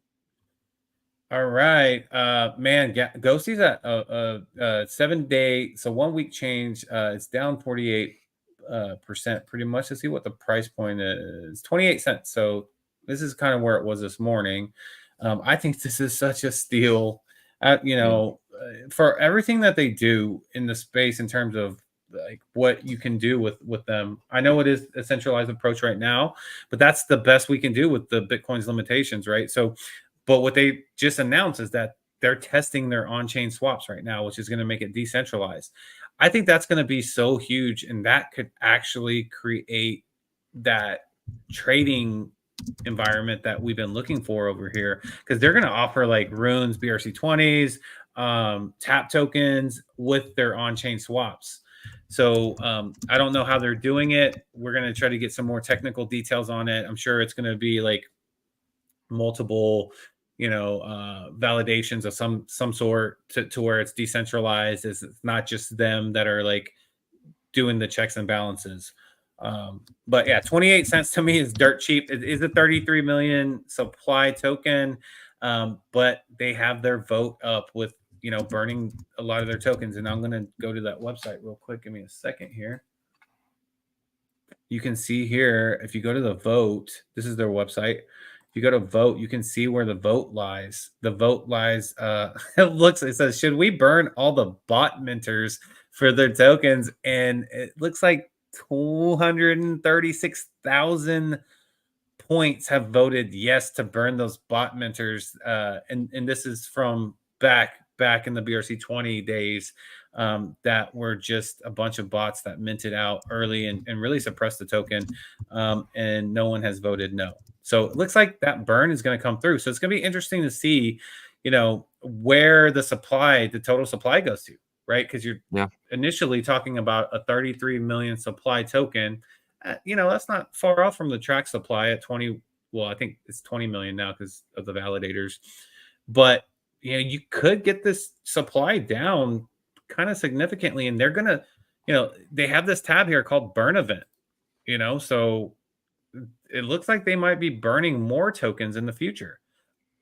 I love that it's a 33 million supply token and they're willing to burn the supply down. So I'm bullish as heck on that. That's why I say they're pretty much my biggest sleeper of the entire fungible ecosystem. That goes runes, that goes BRC20s, that goes everything. But that's just my opinion, you know. Let's go back to what else is here. We kind of hit on these earlier. How's it looking? It's still giving me some issues. So yeah, I think we're gonna have to get the list together separately. Sorry, guys, but we will do the drawing live for sure. I just want to make sure I get every name on there. That's the problem, and it's just like there's just so many names. Yeah, so we're taking screenshots. We're gonna take screenshots of everybody that put their name in here, and we're gonna get the list together, and maybe we'll do a quick live tonight here in a couple hours or something. let us, because we don't want to just sit here in the background for hours. Yeah. Let us get this together, and we will do the live drawing. You want to commit to today? Yeah, we'll definitely do it today. Yeah, we'll definitely do it today. So look out on the Ordinal Revolution Twitter account for our posts. We'll give you guys about 20-30 minutes ahead of time so you can jump into that live and see if you won. Okay. Yep. And we're going to take screenshots of the chat, because we will have the chat after we end this live stream still. Yep. Don't try to come in and say, hey, I had this or whatever. We'll have proof of everybody that added your Twitter name in here. So we're sorry that we weren't able to do it live, but we will definitely do it live here in a couple hours. There's just too many names, and the way we do it is just not letting us grab them all at one time. Because guys, we're gonna work through it. We'll grab names, make sure every single name is on there. Appreciate you guys. Go check out ordinalrevolution.com and our partners above, and we're gonna get out of here. We appreciate you guys. Thank you so much for dealing with our little mishap here. But next time we'll make sure we are better. And see you guys. All right, peace.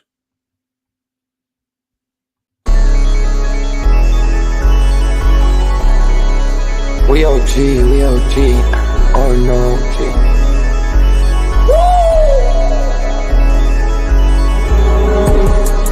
You're not bullish enough, yeah. Oh no, you're not bullish enough. You ain't got the oh no. I get stoned by the bolo. Bitcoin set to Olo, yeah. Experts on reload, yeah. You're not bullish enough, yeah. Oh no, you're not bullish enough. You ain't got the oh no. I get stoned by the bolo. Bitcoin set to upload. Experts on reload. Man, pool getting hot. Everybody wanna rock, ayy. Rooms is coming, everybody on a knot, ayy. It's a nuisance, Ordinal Revolution, ayy. Ordinal Revolution. Yo, it's my guy for real, bro. Got friends right now. Yo, BRC 420, bro. Yo, that shit on fire, bro. Imagine if he in here. Yeah, lock it in the seal. Murder. I got balls of steel. Nuki on the field. Yeah, this shit for real. With no calls, I get so far. Got 100 phone calls that I go hard, and they gon' love me. Smoke weed, huddle back.